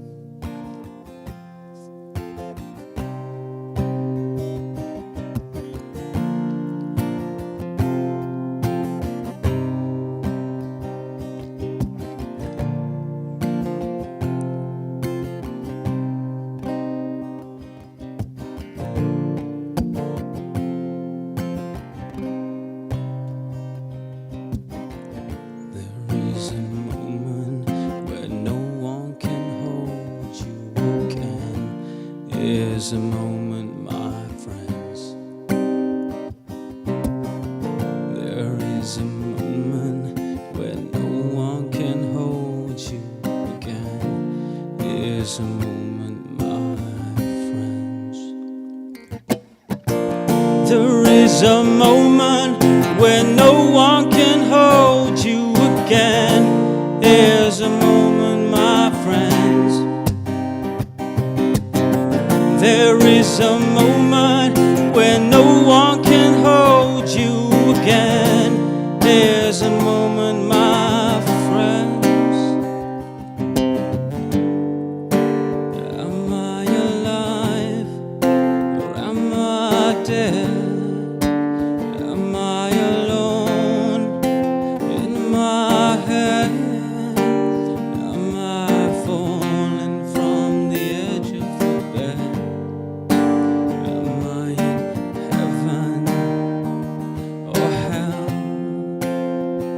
I can't tell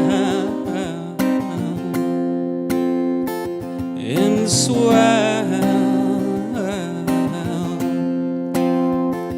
Am I lost in another world?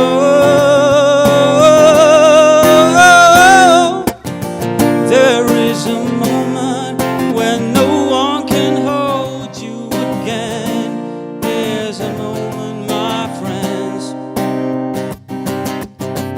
There is a moment when no one can hold you again. There's a moment, my friends.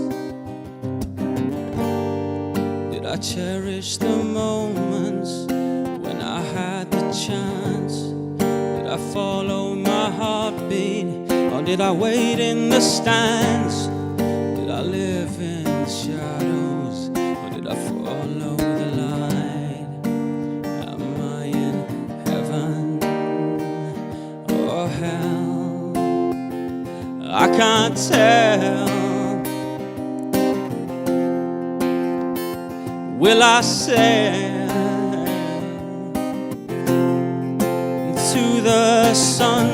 There is a moment when no one can hold you again. There's a moment, my friends.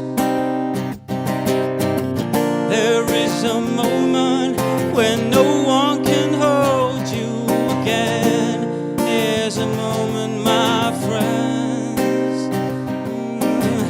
There is a moment when no one can hold you again. There's a moment, my friends. There is a moment when no one can hold you again.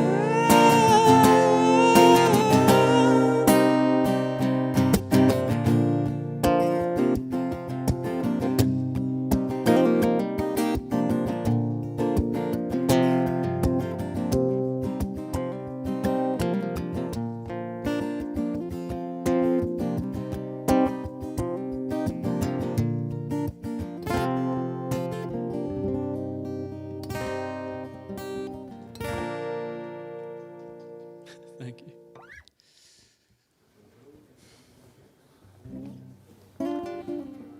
Hi, thank you, Orca Boy, for that very inspiring new song, I assume that is, and Dr. Sabu, Professor Sabu, and Dr. Hanker, and the team, and Professor Martin for his input and his team's input. What we'd like now to do is, we're coming to an end. I'd like to thank all the people who've signed in to listen to, and if you have filled the form, that will be really good. And I think those who have given their details, there will be 2-3 weeks later, there may be another questionnaire that the university will send out to those who've got their details, so that we can get an outcome measure as well as pre and post exposure. But this whole thing would not have been able to happen if it wasn't for Emma Rosewell, who's one of the directors in the student office, and she's in charge of all the students around the campus. And I want to thank all of you who've paid attention to take on this advanced use of this time. I know everyone's time is very precious, but I hope this has given you a reflection time. And if you need any help, there are links to the university website that tells you where you can get mental health advice. There is healthcare provision, and please speak to your tutors, your mentors, if you have. This university is about inclusivity, and that's the key word to take home, that we're here to, you're not alone, as the song goes. So thank you very much. Please enjoy the rest of the time listening to the music. I think we're having one of the songs, video, and the questionnaire. I'll leave it with you. Thank you very much once again, and thank you all of you for coming. First time we've actually been able to meet physically. So thank you very much.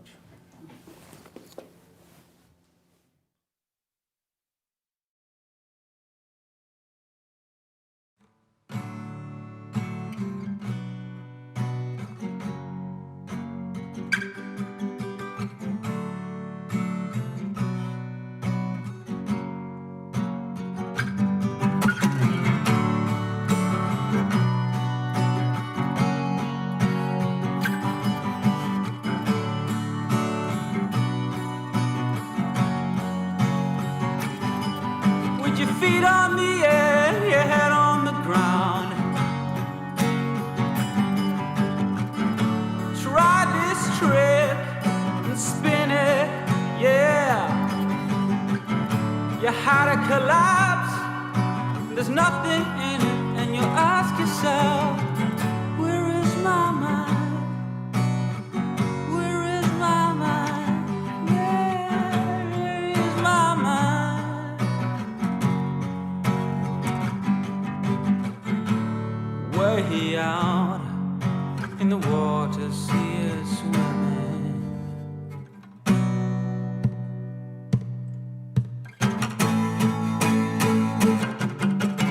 I was swimming in the Caribbean.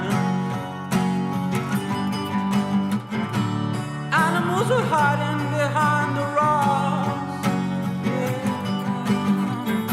Except a little